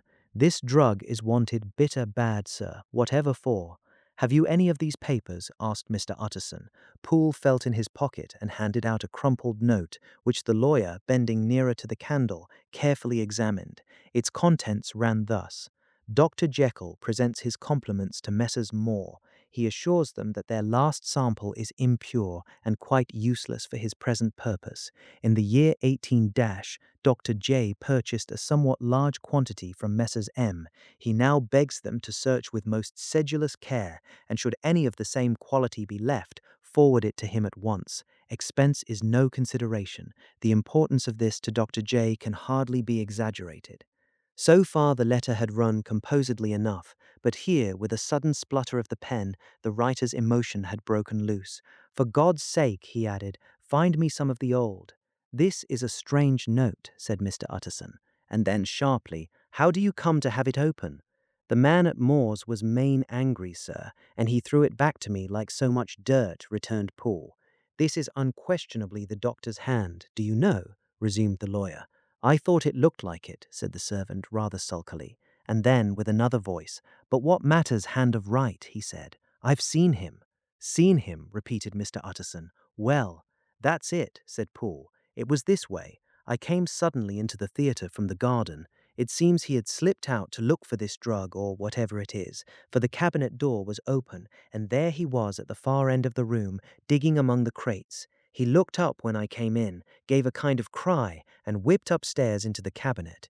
It was but for 1 minute that I saw him, but the hair stood upon my head like quills. Sir, if that was my master, why had he a mask upon his face? If it was my master, why did he cry out like a rat and run from me? I have served him long enough, and then—" The man paused and passed his hand over his face. "These are all very strange circumstances," said Mr. Utterson, "but I think I begin to see daylight. Your master, Poole, is plainly seized with one of those maladies that both torture and deform the sufferer. Hence, for aught I know, the alteration of his voice, hence the mask and the avoidance of his friends, hence his eagerness to find this drug, by means of which the poor soul retains some hope of ultimate recovery. God grant that he be not deceived. There is my explanation. It is sad enough, Poole, aye, and appalling to consider, but it is plain and natural, hangs well together, and delivers us from all exorbitant alarms." "Sir," said the butler, turning to a sort of mottled pallor, "that thing was not my master, and there's the truth. My master," here he looked round him and began to whisper, "is a tall, fine build of a man, and this was more of a dwarf." Utterson attempted to protest. "Oh, sir," cried Poole, "do you think I do not know my master after 20 years? Do you think I do not know where his head comes to in the cabinet door, where I saw him every morning of my life? No, sir, that thing in the mask was never Dr. Jekyll. God knows what it was, but it was never Dr. Jekyll, and it is the belief of my heart that there was murder done." "Poole," replied the lawyer, "if you say that, it will become my duty to make certain. Much as I desire to spare your master's feelings, much as I am puzzled by this note which seems to prove him to be still alive, I shall consider it my duty to break in that door." "Ah, Mr. Utterson, that's talking," cried the butler. "And now comes the second question," resumed Utterson. "Who is going to do it?" "Why, you and me, sir," was the undaunted reply. "That's very well said," returned the lawyer, "and whatever comes of it, I shall make it my business to see you are no loser. There is an axe in the theatre," continued Poole, "and you might take the kitchen poker for yourself." The lawyer took that rude but weighty instrument into his hand and balanced it. "Do you know, Poole," he said, looking up, "that you and I are about to place ourselves in a position of some peril?" "You may say so, sir, indeed," returned the butler. "It is well, then, that we should be frank," said the other. "We both think more than we have said. Let us make a clean breast. This masked figure that you saw, did you recognize it?" "Well, sir, it went so quick, and the creature was so doubled up, that I could hardly swear to that," was the answer. "But if you mean, was it Mr. Hyde? Why, yes, I think it was. You see, it was much of the same bigness, and it had the same quick, light way with it. And then who else could have got in by the laboratory door? You have not forgot, sir, that at the time of the murder he had still the key with him. But that's not all. I don't know, Mr. Utterson, if you ever met this Mr. Hyde." "Yes," said the lawyer, "I once spoke with him." "Then you must know as well as the rest of us that there was something queer about that gentleman, something that gave a man a turn. I don't know rightly how to say it, sir, beyond this, that you felt in your marrow kind of cold and thin." "I own I felt something of what you describe," said Mr. Utterson. "Quite so, sir," returned Poole. "Well, when that masked thing like a monkey jumped from among the chemicals and whipped into the cabinet, it went down my spine like ice. Oh, I know it's not evidence, Mr. Utterson, I'm book-learned enough for that, but a man has his feelings, and I give you my Bible word it was Mr. Hyde." "Aye, aye," said the lawyer, "my fears incline to the same point. Evil, I fear, found it. Evil was sure to come, of that connection. I believe you. I believe poor Harry is killed, and I believe his murderer, for what purpose God alone can tell, is still lurking in his victim's room. Well, let our name be Vengeance. Call Bradshaw." The footman came at the summons, very white and nervous. "Pull yourself together, Bradshaw," said the lawyer. "This suspense, I know, is telling upon all of you, but it is now our intention to make an end of it. Poole, here, and I are going to force our way into the cabinet. If all is well, my shoulders are broad enough to bear the blame. Meanwhile, lest anything should really be amiss, or any malefactor seek to escape by the back, you and the boy must go round the corner with a pair of good sticks and take your post at the laboratory door. We give you 10 minutes to get to your stations." As Bradshaw left, the lawyer looked at his watch. "And now, Poole, let us get to ours," he said, and taking the poker under his arm, led the way into the yard. The scud had banked over the moon, and it was now quite dark. The wind, which only broke in puffs and draughts into that deep well of building, tossed the light of the candle to and fro about their steps, until they came into the shelter of the theatre, where they sat down silently to wait. London hummed solemnly all around, but nearer at hand, the stillness was only broken by the sounds of a footfall moving to and fro along the cabinet floor. "So it will walk all day, sir," whispered Poole. "Aye, and the better part of the night. Only when a new sample comes from the chemist, there's a bit of a break. Ah, it's an ill conscience that's such an enemy to rest. Ah, sir, there's blood foully shed in every step of it. But hark again, a little closer. Put your heart in your ears, Mr. Utterson, and tell me, is that the doctor's foot?" The steps fell lightly and oddly, with a certain swing, for all they went so slowly. It was different indeed from the heavy, creaking tread of Henry Jekyll. Utterson sighed. "Is there never anything else?" he asked. Poole nodded. "Once," he said. "Once I heard it weeping." "Weeping? How that?" said the lawyer, conscious of a sudden chill of horror. "Weeping like a woman or a lost soul," said the butler. "I came away with that upon my heart, that I could have wept too. But now the 10 minutes drew to an end. Poole disinterred the axe from under a stack of packing straw. The candle was set upon the nearest table to light them to the attack, and they drew near with bated breath to where that patient foot was still going up and down in the quiet of the night. "Jekyll," cried Utterson with a loud voice, "I demand to see you." He paused a moment, but there came no reply. "I give you fair warning. Our suspicions are aroused, and I must and shall see you," he resumed. "If not by fair means, then by foul. If not of your consent, then by brute force." "Utterson," said the voice, "for God's sake have mercy." "Ah, that's not Jekyll's voice, it's Hyde's," cried Utterson. "Down with the door, Poole." Poole swung the axe over his shoulder. The blow shook the building, and the red baize door leaped against the lock and hinges. A dismal screech, as of mere animal terror, rang from the cabinet. Up went the axe again, and again the panels crashed and the frame bounded. 4 times the blow fell, but the wood was tough and the fittings were of excellent workmanship, and it was not until the 5th that the lock burst and the wreck of the door fell inwards on the carpet. The besiegers, appalled by their own riot and the stillness that had succeeded, stood back a little and peered in. There lay the cabinet before their eyes in the quiet lamplight, a good fire glowing and chattering on the hearth, the kettle singing its thin strain, a drawer or two open, papers neatly set forth on the business table, and nearer the fire the things laid out for tea. The quietest room, you would have said, and but for the glazed presses full of chemicals, the most commonplace that night in London. Right in the middle there lay the body of a man sorely contorted and still twitching. They drew near on tiptoe, turned it on his back, and beheld the face of Edward Hyde. He was dressed in clothes far too large for him, clothes of the doctor's bigness. The cords of his face still moved with a semblance of life, but life was quite gone, and by the crushed phial in the hand and the strong smell of kernels that hung upon the air, Utterson knew that he was looking on the body of a self-destroyer. "We have come too late," he said sternly, "whether to save or punish. Hyde is gone to his account, and it only remains for us to find the body of your master." The far greater proportion of the building was occupied by the theatre, which filled almost the whole ground story and was lighted from above, and by the cabinet, which formed an upper story at one end and looked upon the court. A corridor joined the theatre to the door on the by-street, and with this the cabinet communicated separately by a second flight of stairs. There were besides a few dark closets and a spacious cellar. All these they now thoroughly examined. Each closet needed but a glance, for all were empty, and all, by the dust that fell from their doors, had stood long unopened. The cellar, indeed, was filled with crazy lumber, mostly dating from the times of the surgeon who was Jekyll's predecessor, but even as they opened the door they were advertised of the uselessness of further search by the fall of a perfect mat of cobweb which had for years sealed up the entrance.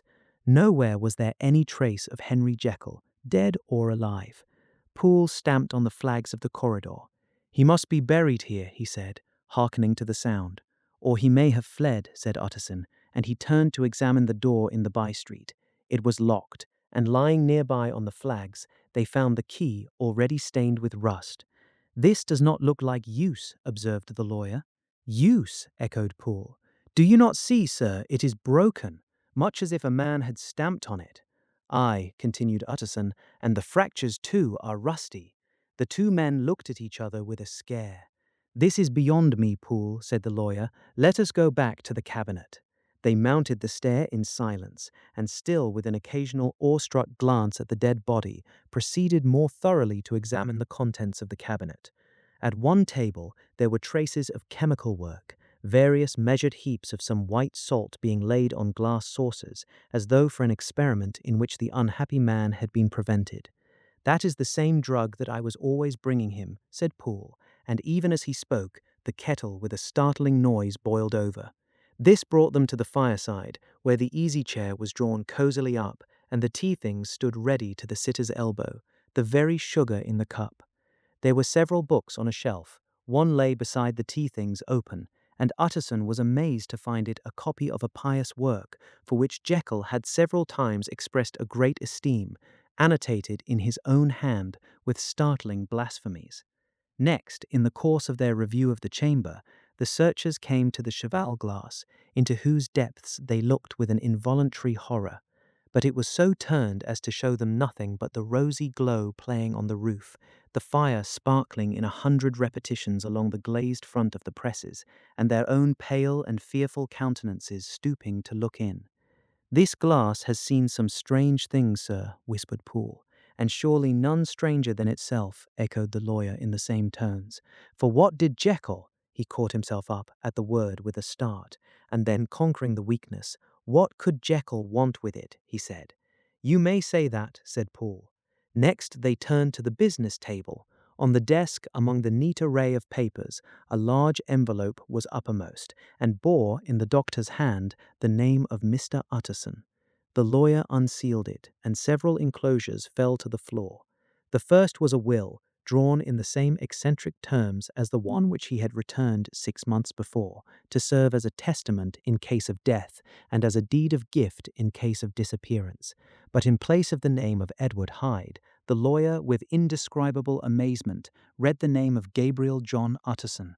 He looked at Poole, and then back at the paper, and last of all at the dead malefactor stretched upon the carpet.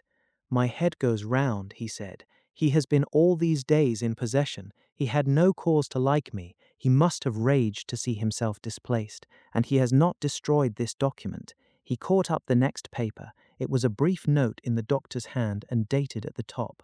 "Oh, Poole!" the lawyer cried. "He was alive and here this day. He cannot have been disposed of in so short a space. He must be still alive. He must have fled. And then why fled, and how? And in that case, can we venture to declare this suicide? Oh, we must be careful. I foresee that we may yet involve your master in some dire catastrophe." "Why don't you read it, sir?" asked Poole. "Because I fear," replied the lawyer solemnly. "God grant I have no cause for it." And with that he brought the paper to his eyes and read as follows: "My dear Utterson, when this shall fall into your hands, I shall have disappeared, under what circumstances I have not the penetration to foresee, but my instinct and all the circumstances of my nameless situation tell me that the end is sure and must be early. Go then, and first read the narrative which Lanyon warned me he was to place in your hands, and if you care to hear more, turn to the confession of your unworthy and unhappy friend, Henry Jekyll." "There was a third enclosure?" asked Utterson. "Here, sir," said Poole, and gave into his hands a considerable packet sealed in several places. The lawyer put it in his pocket. "I would say nothing of this paper. If your master has fled or is dead, we may at least save his credit. It is now 10. I must go home and read these documents in quiet, but I shall be back before midnight, when we shall send for the police."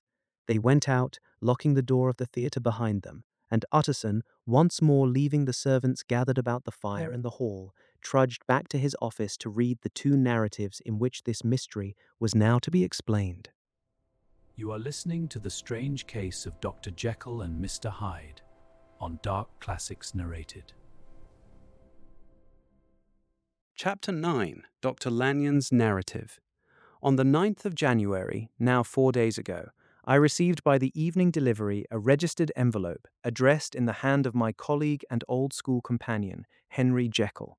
I was a good deal surprised by this, for we were by no means in the habit of correspondence. I had seen the man, dined with him, indeed, the night before, and I could imagine nothing in our intercourse that should justify formality of registration. The contents increased my wonder, for this is how the letter ran. 10th of December, 18 December. Dear Lanyon, you are one of my oldest friends, and although we may have differed at times on scientific questions, I cannot remember, at least on my side, any break in our affection. There was never a day when, if you had said to me, Jekyll, my life, my honor, my reason depend upon you, I would not have sacrificed my left hand to help you. Lanyon, my life, my honor, my reason are all at your mercy. If you fail me tonight, I am lost. You might suppose, after this preface, that I am going to ask you for something dishonorable to grant. Judge for yourself. I want you to postpone all other engagements for tonight.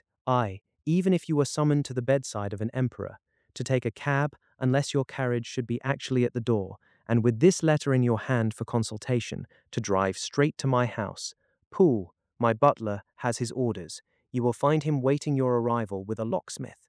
The door of my cabinet is then to be forced, and you are to go in alone, to open the glazed press, letter E on the left hand, breaking the lock if it be shut, and to draw out with all its contents as they stand, the fourth drawer from the top, or, which is the same thing, the third from the bottom.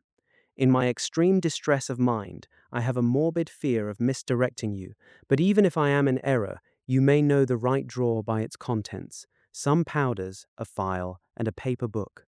This drawer I beg of you to carry back with you to Cavendish Square, exactly as it stands. That is the first part of the service. Now for the second. You should be back, if you set out at once on the receipt of this, long before midnight, but I will leave you that amount of margin, not only in the fear of one of those obstacles that can neither be prevented nor foreseen, but because an hour when your servants are in bed is to be preferred for what will then remain to do. At midnight, then, I have to ask you to be alone in your consulting room, to admit with your own hand into the house a man who will present himself in my name, and to place in his hands the drawer that you will have brought with you from my cabinet. Then you will have played your part and earned my gratitude completely. 5 minutes afterwards, if you insist upon an explanation, you will have understood that these arrangements are of capital importance, and that by the neglect of one of them, fantastic as they must appear, you might have charged your conscience with my death or the shipwreck of my reason. Confident as I am that you will not trifle with this appeal, my heart sinks and my hand trembles at the bare thought of such a possibility. Think of me at this hour, in a strange place, laboring under a blackness of distress that no fancy can exaggerate, and yet well aware that if you will but punctually serve me, my troubles will roll away like a story that is told. Serve me, my dear Lanyon, and save your friend, H.J. P.S. I had already sealed this up when a fresh terror struck upon my soul. It is possible that the post office may fail me, and this letter not come into your hands until tomorrow morning. In that case, dear Lanyon, do my errand when it shall be most convenient for you in the course of the day, and once more expect my messenger at midnight. It may then already be too late, and if that night passes without event, you will know that you have seen the last of Henry Jekyll. Upon the reading of this letter, I made sure my colleague was insane, but till that was proved beyond the possibility of doubt, I felt bound to do as he requested. The less I understood of this farrago, the less I was in a position to judge of its importance, and an appeal so worded could not be set aside without a grave responsibility. I rose accordingly from table, got into a hansom, and drove straight to Jekyll's house. The butler was awaiting my arrival. He had received by the same post as mine a registered letter of instruction, and had sent at once for a locksmith and a carpenter. The tradesmen came while we were yet speaking, and we moved in a body to old Dr. Denman's surgical theatre, from which, as you are doubtless aware, Jekyll's private cabinet is most conveniently entered. The door was very strong, the lock excellent. The carpenter avowed he would have great trouble and have to do much damage if force were to be used, and the locksmith was near despair. But this last was a handy fellow, and after 2 hours' work, the door stood open. The press marked E was unlocked, and I took out the drawer, had it filled up with straw and tied in a sheet, and returned with it to Cavendish Square. Here I proceeded to examine its contents. The powders were neatly enough made up, but not with the nicety of the dispensing chemist, so that it was plain they were of Jekyll's private manufacture, and when I opened one of the wrappers, I found what seemed to me a simple crystalline salt of a white color. The phial, to which I next turned my attention, might have been about half full of a blood-red liquor, which was highly pungent to the sense of smell, and seemed to me to contain phosphorus and some volatile ether. At the other ingredients I could make no guess. The book was an ordinary version book and contained little but a series of dates. These covered a period of many years, but I observed that the entries ceased nearly a year ago, and quite abruptly. Here and there a brief remark was appended to a date, usually no more than a single word, double, occurring perhaps 6 times in a total of several hundred entries, and once very early in the list and followed by several marks of exclamation. Total failure. All this, though it whetted my curiosity, told me little that was definite. Here were a phial of some salt and the record of a series of experiments that had led, like too many of Jekyll's investigations, to no end of practical usefulness. How could the presence of these articles in my house affect either the honor, the sanity, or the life of my flighty colleague? If his messenger could go to one place, why could he not go to another? And even granting some impediment, why was this gentleman to be received by me in secret? The more I reflected, the more convinced I grew that I was dealing with a case of cerebral disease, and though I dismissed my servants to bed, I loaded an old revolver, that I might be found in some posture of self-defense. 12 o'clock had scarce rung out over London ere the knocker sounded very gently on the door. I went myself at the summons, and found a small man crouching against the pillars of the portico. "Are you come from Dr. Jekyll?" I asked. He told me yes, by a constrained gesture, and when I had bidden him enter, he did not obey me without a searching backward glance into the darkness of the square. There was a policeman not far off, advancing with his bull's eye open, and at the sight, I thought my visitor started and made greater haste. These particulars struck me, I confess, disagreeably, and as I followed him into the bright light of the consulting room, I kept my hand ready on my weapon. Here, at last, I had a chance of clearly seeing him. I had never set eyes on him before, so much was certain. He was small, as I have said. I was struck besides with the shocking expression of his face, with his remarkable combination of great muscular activity and great apparent debility of constitution, and, last but not least, with the odd subjective disturbance caused by his neighborhood. This bore some resemblance to incipient rigor and was accompanied by a marked sinking of the pulse. At the time, I set it down to some idiosyncratic personal distaste and merely wondered at the acuteness of the symptoms, but I have since had reason to believe the cause to lie much deeper in the nature of man and to turn on some nobler hinge than the principle of hatred. This person, who had thus from the first moment of his entrance struck in me what I can only describe as a disgustful curiosity, was dressed in a fashion that would have made an ordinary person laughable. His clothes, that is to say, although they were of rich and sober fabric, were enormously too large for him in every measurement, the trousers hanging on his legs and rolled up to keep them from the ground, the waist of the coat below his haunches, and the collar sprawling wide upon his shoulders. Strange to relate, this ludicrous accoutrement was far from moving me to laughter, rather as there was something abnormal and misbegotten in the very essence of the creature that now faced me, something seizing, surprising, and revolting. This fresh disparity seemed but to fit in with and to reinforce it, so that to my interest in the man's nature and character there was added a curiosity as to his origin, his life, his fortune, and status in the world. These observations, though they have taken so great a space to be set down in, were yet the work of a few seconds. My visitor was, indeed, on fire with sombre excitement. "Have you got it?" he cried. "Have you got it?" And so lively was his impatience that he even laid his hand upon my arm and sought to shake me. I put him back, conscious at his touch of a certain icy pang along my blood. "Come, sir," said I, "you forget that I have not yet the pleasure of your acquaintance.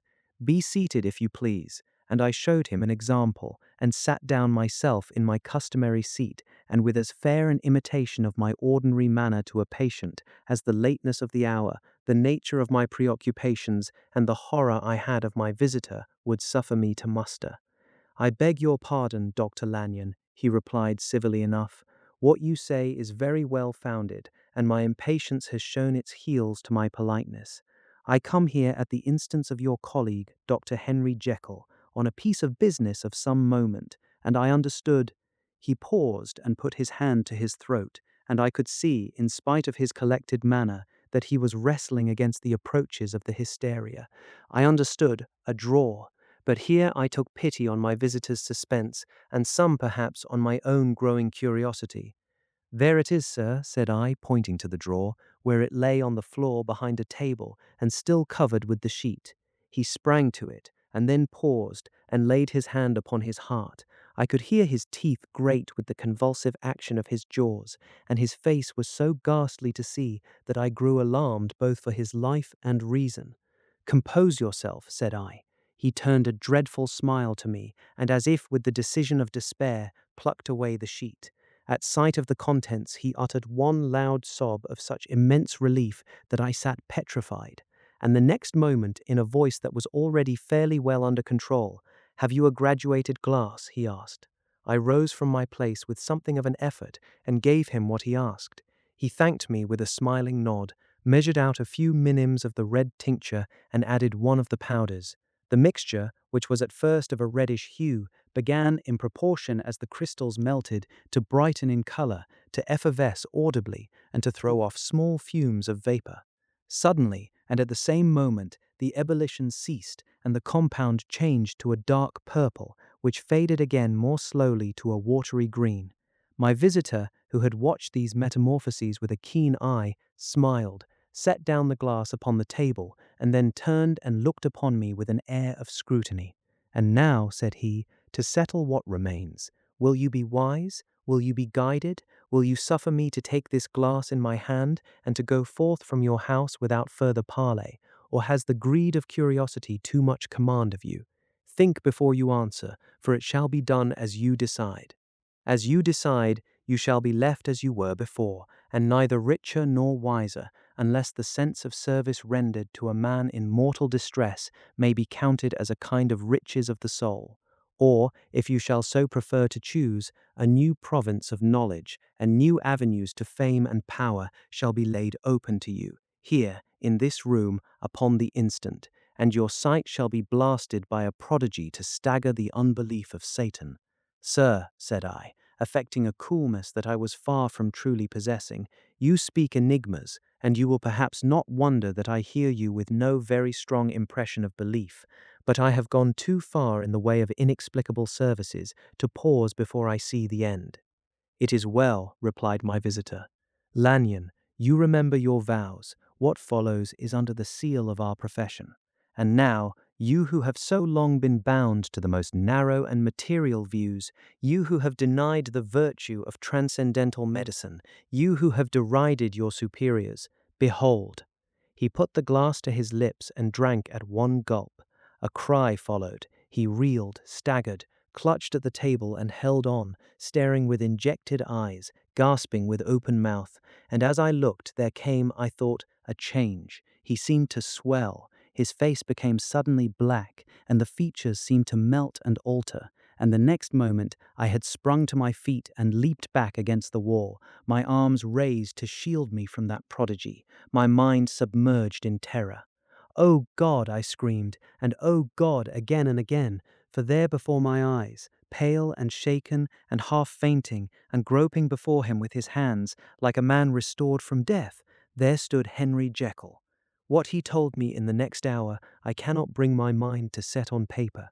I saw what I saw, I heard what I heard, and my soul sickened at it, and yet now when that sight has faded from my eyes, I ask myself if I believe it, and I cannot answer. My life is shaken to its roots, sleep has left me, the deadliest terror sits by me at all hours of the day and night, and I feel that my days are numbered, and that I must die, and yet I shall die incredulous. As for the moral turpitude that man unveiled to me, even with tears of penitence, I cannot, even in memory, dwell on it without a start of horror. I will say but one thing, Utterson, and that, if you can bring your mind to credit it, will be more than enough.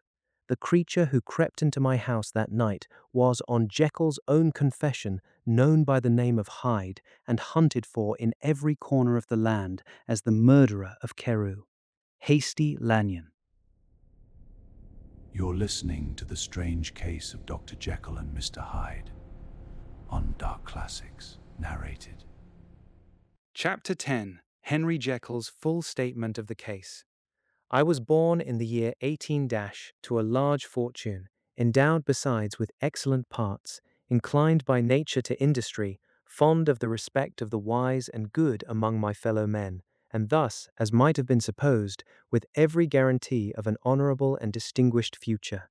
And indeed, the worst of my faults was a certain impatient gaiety of disposition, such as has made the happiness of many, but such as I found it hard to reconcile with my imperious desire to carry my head high, and wear a more than commonly grave countenance before the public.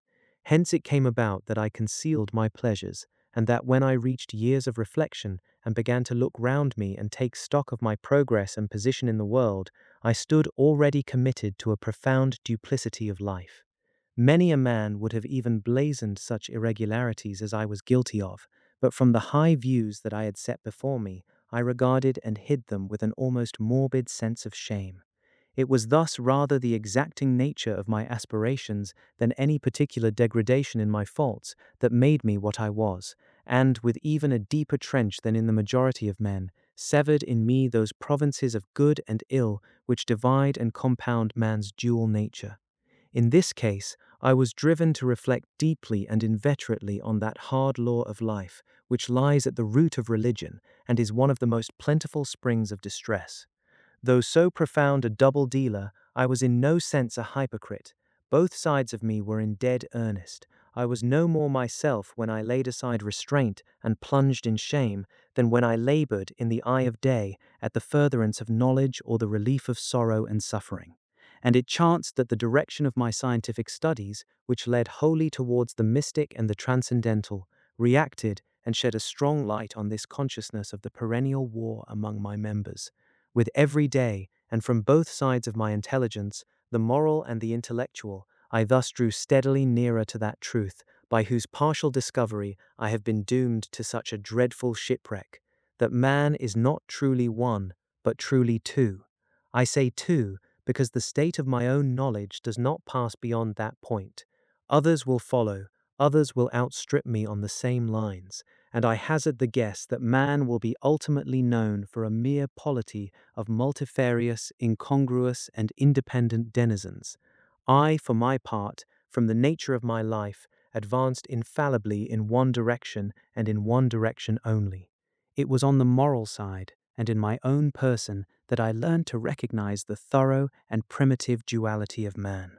I saw that, of the two natures that contended in the field of my consciousness, even if I could rightly be said to be either, it was only because I was radically both, and from an early date, even before the course of my scientific discoveries had begun to suggest the most naked possibility of such a miracle, I had learned to dwell with pleasure, as a beloved daydream, on the thought of the separation of these elements. If each, I told myself, could be housed in separate identities, life would be relieved of all that was unbearable.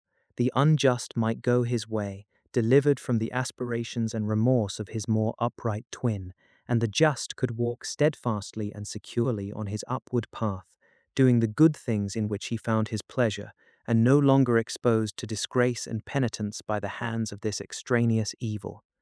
It was the curse of mankind that these incongruous faggots were thus bound together, that in the agonized womb of consciousness these polar twins should be continuously struggling.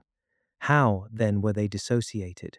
I was so far in my reflections when, as I have said, a sidelight began to shine upon the subject from the laboratory table. I began to perceive more deeply than it has ever yet been stated the trembling immateriality, the mist-like transience of this seemingly so solid body in which we walk attired. Certain agents I found to have the power to shake and pluck back that fleshly vestment, even as a wind might toss the curtains of a pavilion. For two good reasons, I will not enter deeply into this scientific branch of my confession. First, because I have been made to learn that the doom and burthen of our life is bound forever on man's shoulders, and when the attempt is made to cast it off, it but returns upon us with more unfamiliar and more awful pressure. Second, because, as my narrative will make, alas, too evident, my discoveries were incomplete. Enough, then, that I not only recognized my natural body from the mere aura and effulgence of certain of the powers that made up my spirit, but managed to compound a drug by which these powers should be dethroned from their supremacy, and a second form and countenance substituted, none the less natural to me because they were the expression and bore the stamp of lower elements in my soul. I hesitated long before I put this theory to the test of practice.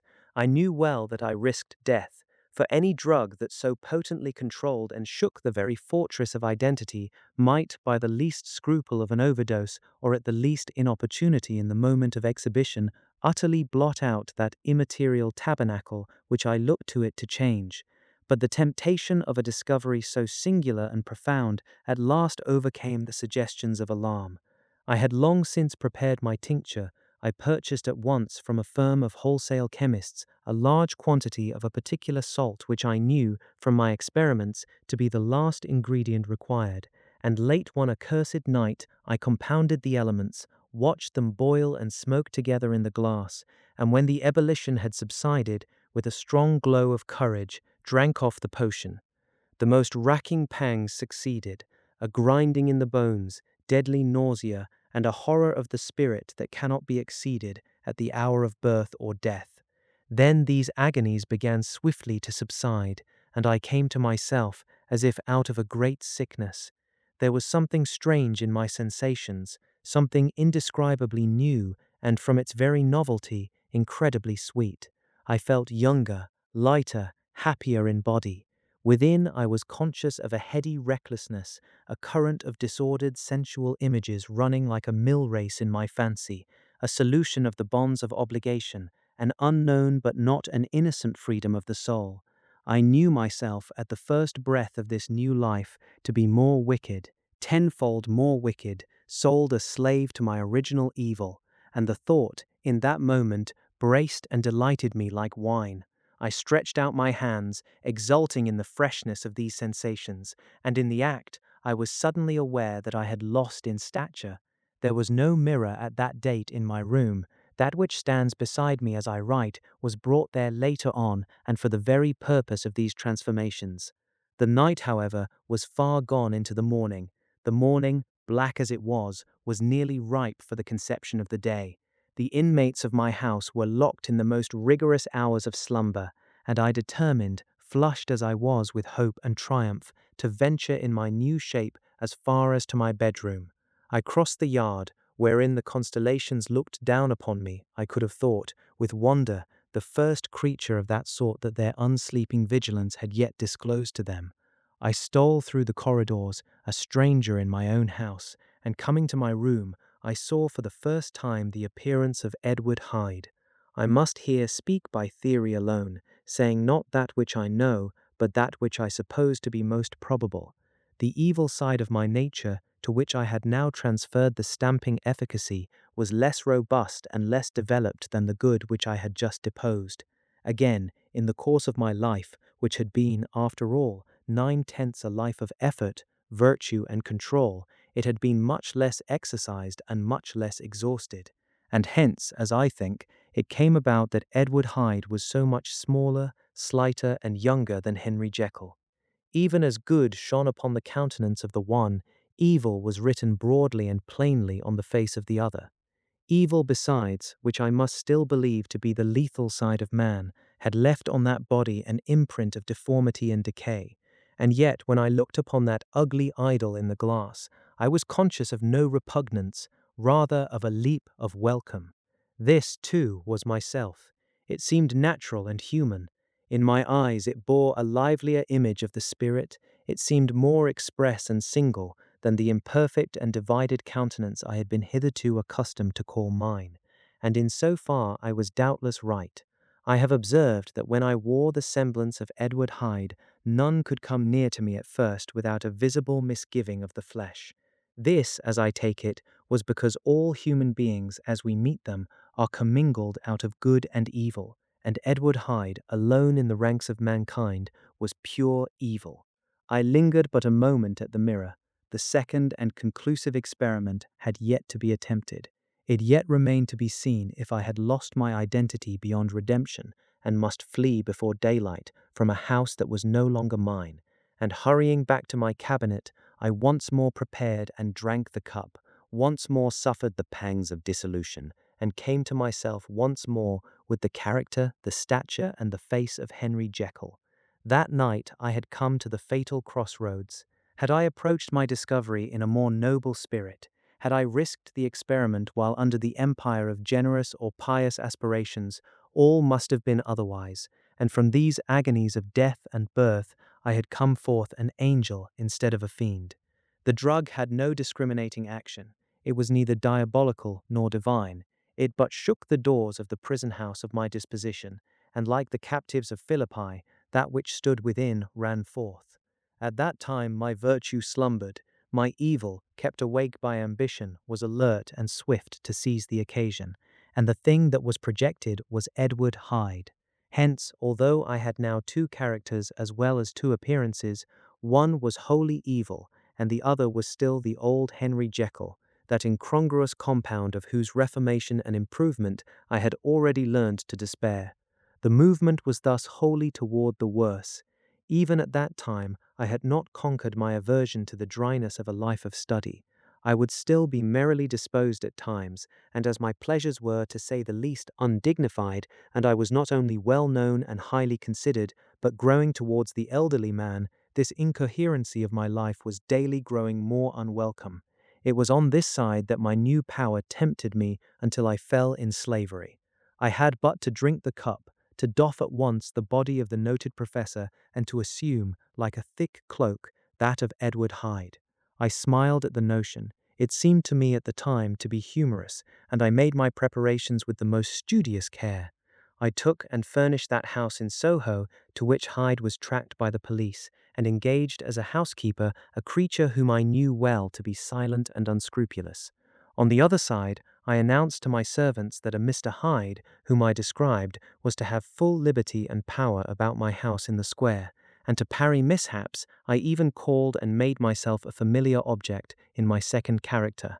I next drew up that will to which you so much objected, so that if anything befell me in the person of Dr. Jekyll, I could enter on that of Edward Hyde without pecuniary loss, and thus fortified, as I supposed, on every side, I began to profit by the strange immunities of my position. Men have before hired bravos to transact their crimes, while their own person and reputation sat under shelter. I was the first that ever did so for his pleasures.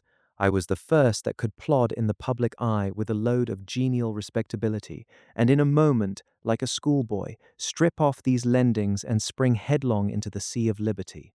But for me, in my impenetrable mantle, the safety was complete. Think of it, I did not even exist. Let me but escape into my laboratory door, give me but a second or two to mix and swallow the draught that I had always standing ready, and whatever he had done, Edward Hyde would pass away like the stain of breath upon a mirror, and there in his stead, quietly at home, trimming the midnight lamp in his study, a man who could afford to laugh at suspicion, would be Henry Jekyll. The pleasures which I made haste to seek in my disguise were, as I have said, undignified. I would scarce use a harder term, but in the hands of Edward Hyde they soon began to turn toward the monstrous. When I would come back from these excursions, I was often plunged into a kind of wonder at my vicarious depravity. This familiar that I called out of my own soul and sent forth alone to do his good pleasure was a being inherently malign and villainous, his every act and thought centered on self, drinking pleasure with bestial avidity from any degree of torture to another, relentless like a man of stone. Henry Jekyll stood at times aghast before the acts of Edward Hyde, but the situation was apart from ordinary laws and insidiously relaxed the grasp of conscience. It was Hyde, after all, and Hyde alone, that was guilty.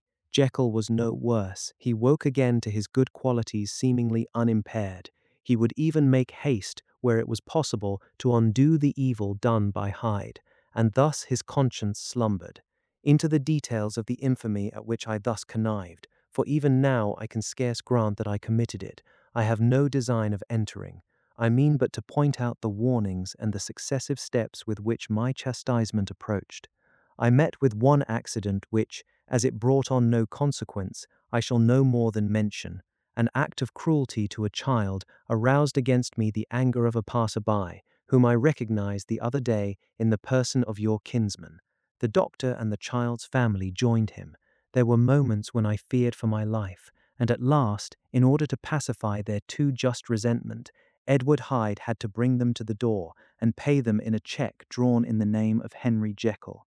But this danger was easily eliminated from the future by opening an account at another bank in the name of Edward Hyde himself, and when, by sloping my own hand backward, I had supplied my double with a signature, I thought I sat beyond the reach of fate.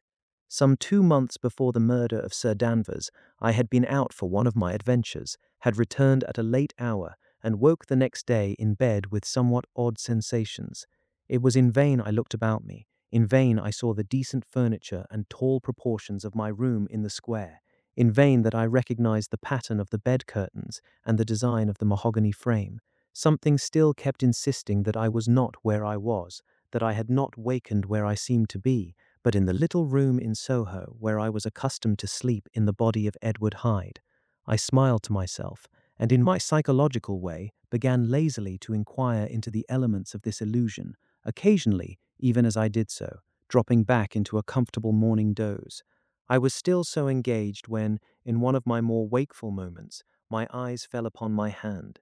Now the hand of Henry Jekyll, as you have often remarked, was professional in shape and size.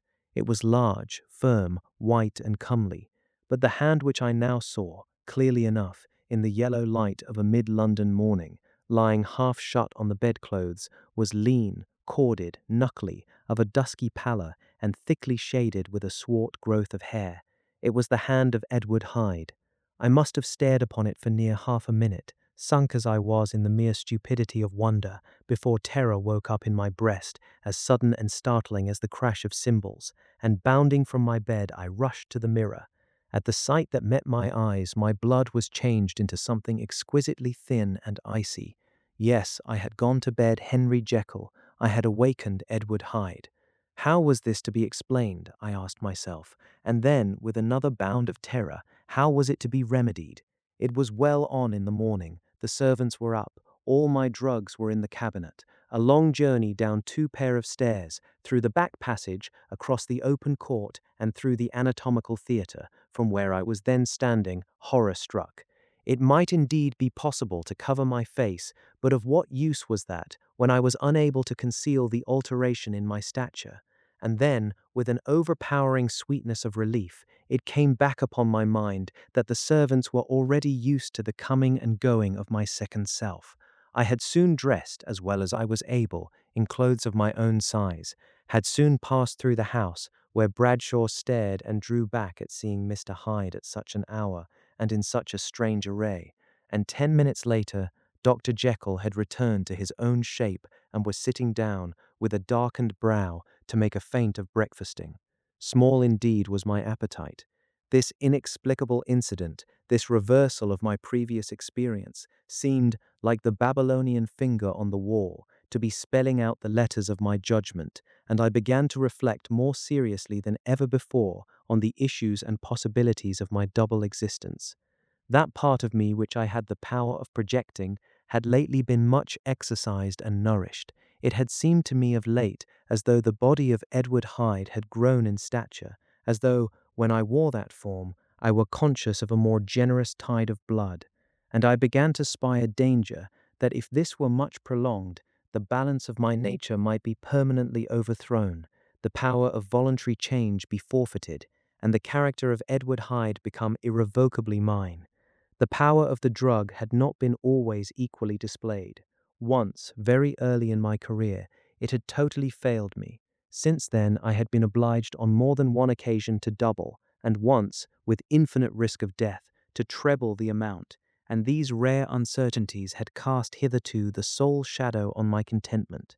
Now, however, and in the light of that morning's accident, I was led to remark that whereas, in the beginning, the difficulty had been to throw off the body of Jekyll, it had of late gradually but decidedly transferred itself to the other side.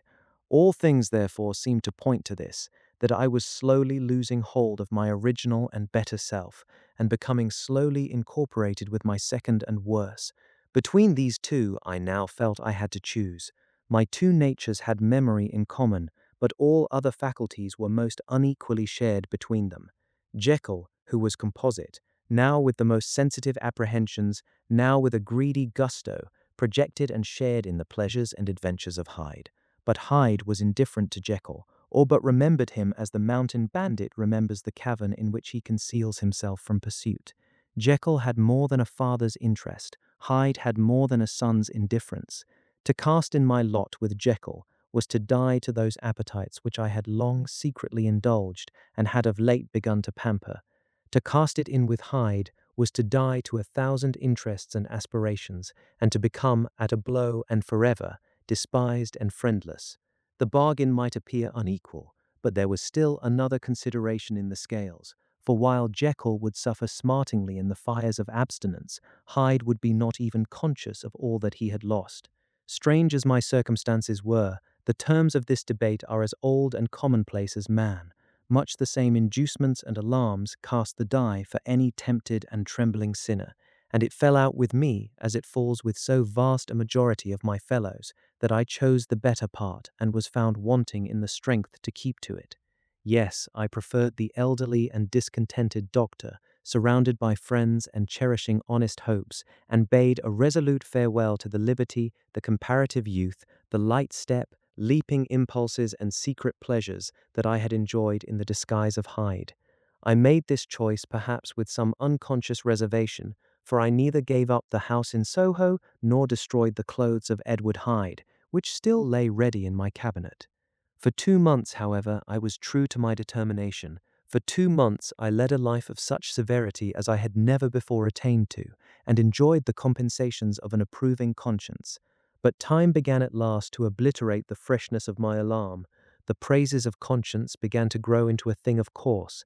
I began to be tortured with throes and longings, as of Hyde struggling after freedom, and at last, in an hour of moral weakness, I once again compounded and swallowed the transforming draught. I do not suppose that, when a drunkard reasons with himself upon his vice, he is once out of 500 times affected by the dangers that he runs through his brutish, physical insensibility. Neither had I, long as I had considered my position, made enough allowance for the complete moral insensibility and insensate readiness to evil, which were the leading characters of Edward Hyde. Yet it was by these that I was punished. My devil had been long caged, he came out roaring. I was conscious, even when I took the draught, of a more unbridled, a more furious propensity to ill. It must have been this, I suppose, that stirred in my soul that tempest of impatience with which I listened to the civilities of my unhappy victim.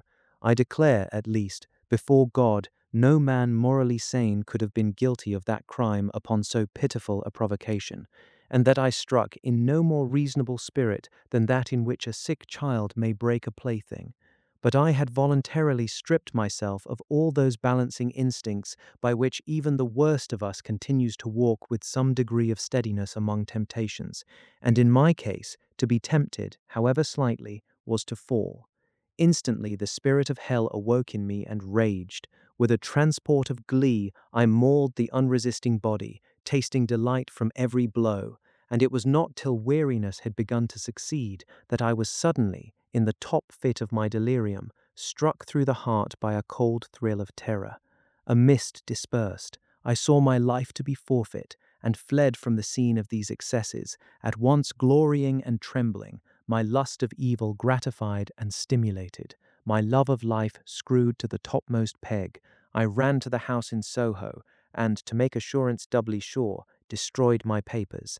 Thence I set out through the lamplit streets in the same divided ecstasy of mind, gloating on my crime, light-headedly devising others in the future, and yet still hastening and still hearkening in my wake for the steps of the avenger. Hyde had a song upon his lips as he compounded the draught, and as he drank it, pledged the dead man. The pangs of transformation had not done tearing him before Henry Jekyll, with streaming tears of gratitude and remorse, had fallen upon his knees and lifted his clasped hands to God. The veil of self-indulgence was rent from head to foot. I saw my life as a whole. I followed it up from the days of childhood, when I had walked with my father's hand, and through the self-denying toils of my professional life, to arrive again and again, with the same sense of unreality, at the damned horrors of the evening. I could have screamed aloud. I sought with tears and prayers to smother down the crowd of hideous images and sounds with which my memory swarmed against me, and still, between the petitions, the ugly face of my iniquity stared into my soul. As the acuteness of this remorse began to die away, it was succeeded by a sense of joy. The problem of my conduct was solved. Hyde was thenceforth impossible. Whether I would or not, I was now confined to the better part of my existence, and oh, how I rejoiced to think of it! With what willing humility I embraced anew the restrictions of natural life! With what sincere renunciation I locked the door by which I had so often gone and come, and ground the key under my heel! The next day came the news that the murder had not been overlooked, that the guilt of Hyde was patent to the world, and that the victim was a man high in public estimation. It was not only a crime, it had been a tragic folly. I think I was glad to know it. I think I was glad to have my better impulses thus buttressed and guarded by the terrors of the scaffold. Jekyll was now my city of refuge. Let but Hyde peep out an instant, and the hands of all men would be raised to take and slay him. I resolved in my future conduct to redeem the past, and I can say with honesty that my resolve was fruitful of some good. You know yourself how earnestly, in the last months of the last year, I labored to relieve suffering. You know that much was done for others, and that the days passed quietly, almost happily for myself. Nor can I truly say that I wearied of this beneficent and innocent life. I think instead that I daily enjoyed it more completely, but I was still cursed with my duality of purpose, and as the first edge of my penitence wore off, the lower side of me, so long indulged, so recently chained down, began to growl for license. Not that I dreamed of resuscitating Hyde. The bare idea of that would startle me to frenzy. No, it was in my own person that I was once more tempted to trifle with my conscience, and it was as an ordinary secret sinner that I at last fell before the assaults of temptation.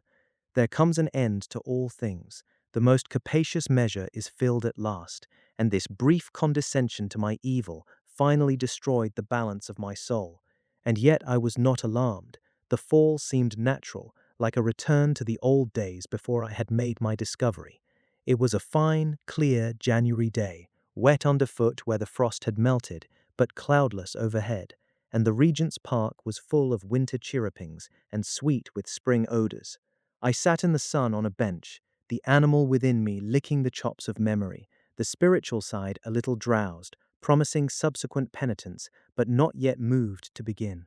After all, I reflected, I was like my neighbors, and then I smiled, comparing myself with other men, comparing my active goodwill with the lazy cruelty of their neglect. And at the very moment of that vainglorious thought, a qualm came over me, a horrid nausea, and the most deadly shuddering. These passed away and left me faint, and then, as in its turn faintness subsided, I began to be aware of a change in the temper of my thoughts, a greater boldness, a contempt of danger, a solution of the bonds of obligation. I looked down. My clothes hung formlessly on my shrunken limbs. The hand that lay on my knee was corded and hairy. I was once more Edward Hyde. A moment before I had been safe of all men's respect, wealthy, beloved, the cloth laying for me in the dining room at home, and now I was the common quarry of mankind, hunted, houseless, a known murderer, thrall to the gallows. My reason wavered, but it did not fail me utterly. I have more than once observed that in my second character my faculties seemed sharpened to a point, and my spirits more tensely elastic. Thus it came about that where Jekyll, perhaps, might have succumbed, Hyde rose to the importance of the moment. My drugs were in one of the presses of my cabinet. How was I to reach them? That was the problem that, crushing my temples in my hands, I set myself to solve. The laboratory door I had closed. If I sought to enter by the house, my own servants would consign me to the gallows. I saw I must employ another hand, and thought of Lanyon. How was he to be reached? How persuaded? Supposing that I escaped capture in the streets, how was I to make my way into his presence? And how should I, an unknown and displeasing visitor, prevail on the famous physician to rifle the study of his colleague, Dr. Jekyll? Then I remembered that of my original character, one part remained to me. I could write my own hand, and once I had conceived that kindling spark, the way that I must follow became lighted up from end to end. Thereupon I arranged my clothes as best I could, and summoning a passing hansom, drove to an hotel in Portland Street, the name of which I chanced to remember. At my appearance, which was indeed comical enough, however tragic a fate these garments covered, the driver could not conceal his mirth. I gnashed my teeth upon him with a gust of devilish fury, and the smile withered from his face, happily for him, yet more happily for myself, for in another instant I had certainly dragged him from his perch. At the inn, as I entered, I looked about me with so black a countenance as made the attendants tremble. Not a look did they exchange in my presence, but obsequiously took my orders, led me to a private room, and brought me wherewithal to write. Hyde, in danger of his life, was a creature new to me, shaken with inordinate anger, strung to the pitch of murder, lusting to inflict pain. Yet the creature was astute, mastered his fury with a great effort of the will, composed his two important letters, one to Lanyon and one to Poole, and that he might receive actual evidence of their being posted, sent them out with directions that they should be registered. Thenceforward he sat all day over the fire in the private room, gnawing his nails. There he dined, sitting alone with his fears, the waiter visibly quailing before his eye. And thence, when the night was fully come, he set forth in the corner of a closed cab, and was driven to and fro about the streets of the city. He, I say, I cannot say I. That child of hell had nothing human, nothing lived in him but fear and hatred, and when at last, thinking the driver had begun to grow suspicious, he discharged the cab and ventured on foot, attired in his misfitting clothes, an object marked out for observation, into the midst of the nocturnal passengers. These two base passions raged within him like a tempest. He walked fast, hunted by his fears, chattering to himself, skulking through the less frequented thoroughfares, counting the minutes that still divided him from midnight. Once a woman spoke to him, offering, I think, a box of lights. He smote her in the face, and she fled. When I came to myself at Lanyon's, the horror of my old friend perhaps affected me somewhat. I do not know. It was at least but a drop in the sea to the abhorrence with which I looked back upon these hours. A change had come over me. It was no longer the fear of the gallows, it was the horror of being Hyde that racked me. I received Lanyon's condemnation partly in a dream. It was partly in a dream that I came home to my own house and got into bed. I slept, after the prostration of the day, with a stringent and profound slumber which not even the nightmares that wrung me could avail to break. I awoke in the morning, shaken, weakened, but refreshed. I still hated and feared the thought of the brute that slept within me, and I had not, of course, forgotten the appalling dangers of the day before, but I was once more at home, in my own house and close to my drugs, and gratitude for my escape shone so strong in my soul that it almost rivaled the brightness of hope. I was stepping leisurely across the court after breakfast, drinking the chill of the air with pleasure, when I was seized again with those indescribable sensations that heralded the change, and I had but the time to gain the shelter of my cabinet before I was once again raging and freezing with the passions of Hyde. It took on this occasion a double dose to recall me to myself, and alas, 6 hours after, as I sat looking sadly in the fire, the pangs returned, and the drug had to be re-administered. In short, from that day forth, it seemed only by a great effort, as of gymnastics, and only under the immediate stimulation of the drug, that I was able to wear the countenance of Jekyll. At all hours of the day and night, I would be taken with the premonitory shudder. Above all, if I slept, or even dozed for a moment in my chair, it was always as Hyde that I awakened. Under the strain of this continually impending doom, and by the sleeplessness to which I now condemned myself, even beyond what I had thought possible to man, I became in my own person a creature eaten up and emptied by fever, languidly weak both in body and mind, and solely occupied by one thought, the horror of my other self. But when I slept, or when the virtue of the medicine wore off, I would leap almost without transition, for the pangs of transformation grew daily less marked, into the possession of a fancy brimming with images of terror, a soul boiling with causeless hatreds, and a body that seemed not strong enough to contain the raging energies of life. The powers of Hyde seemed to have grown with the sickliness of Jekyll, and certainly the hate that now divided them was equal on each side. With Jekyll, it was a thing of vital instinct. He had now seen the full deformity of that creature that shared with him some of the phenomena of consciousness, and was co-heir with him to death. And beyond these links of community, which in themselves made the most poignant part of his distress, he thought of Hyde, for all his energy of life, as of something not only hellish but inorganic. This was the shocking thing, that the slime of the pit seemed to utter cries and voices, that the amorphous dust gesticulated and sinned, that what was dead and had no shape should usurp the offices of life, and this again, that that insurgent horror was knit to him closer than a wife, closer than an eye, lay caged in his flesh, where he heard it mutter and felt it struggle to be born, and at every hour of weakness and in the confidence of slumber prevailed against him and deposed him out of life. The hatred of Hyde for Jekyll was of a different order. His terror of the gallows drove him continually to commit temporary suicide and return to his subordinate station of a part instead of a person. But he loathed the necessity, he loathed the despondency into which Jekyll was now fallen, and he resented the dislike with which he was himself regarded. Hence the ape-like tricks that he would play me, scrawling in my own hand blasphemies on the pages of my books, burning the letters and destroying the portrait of my father.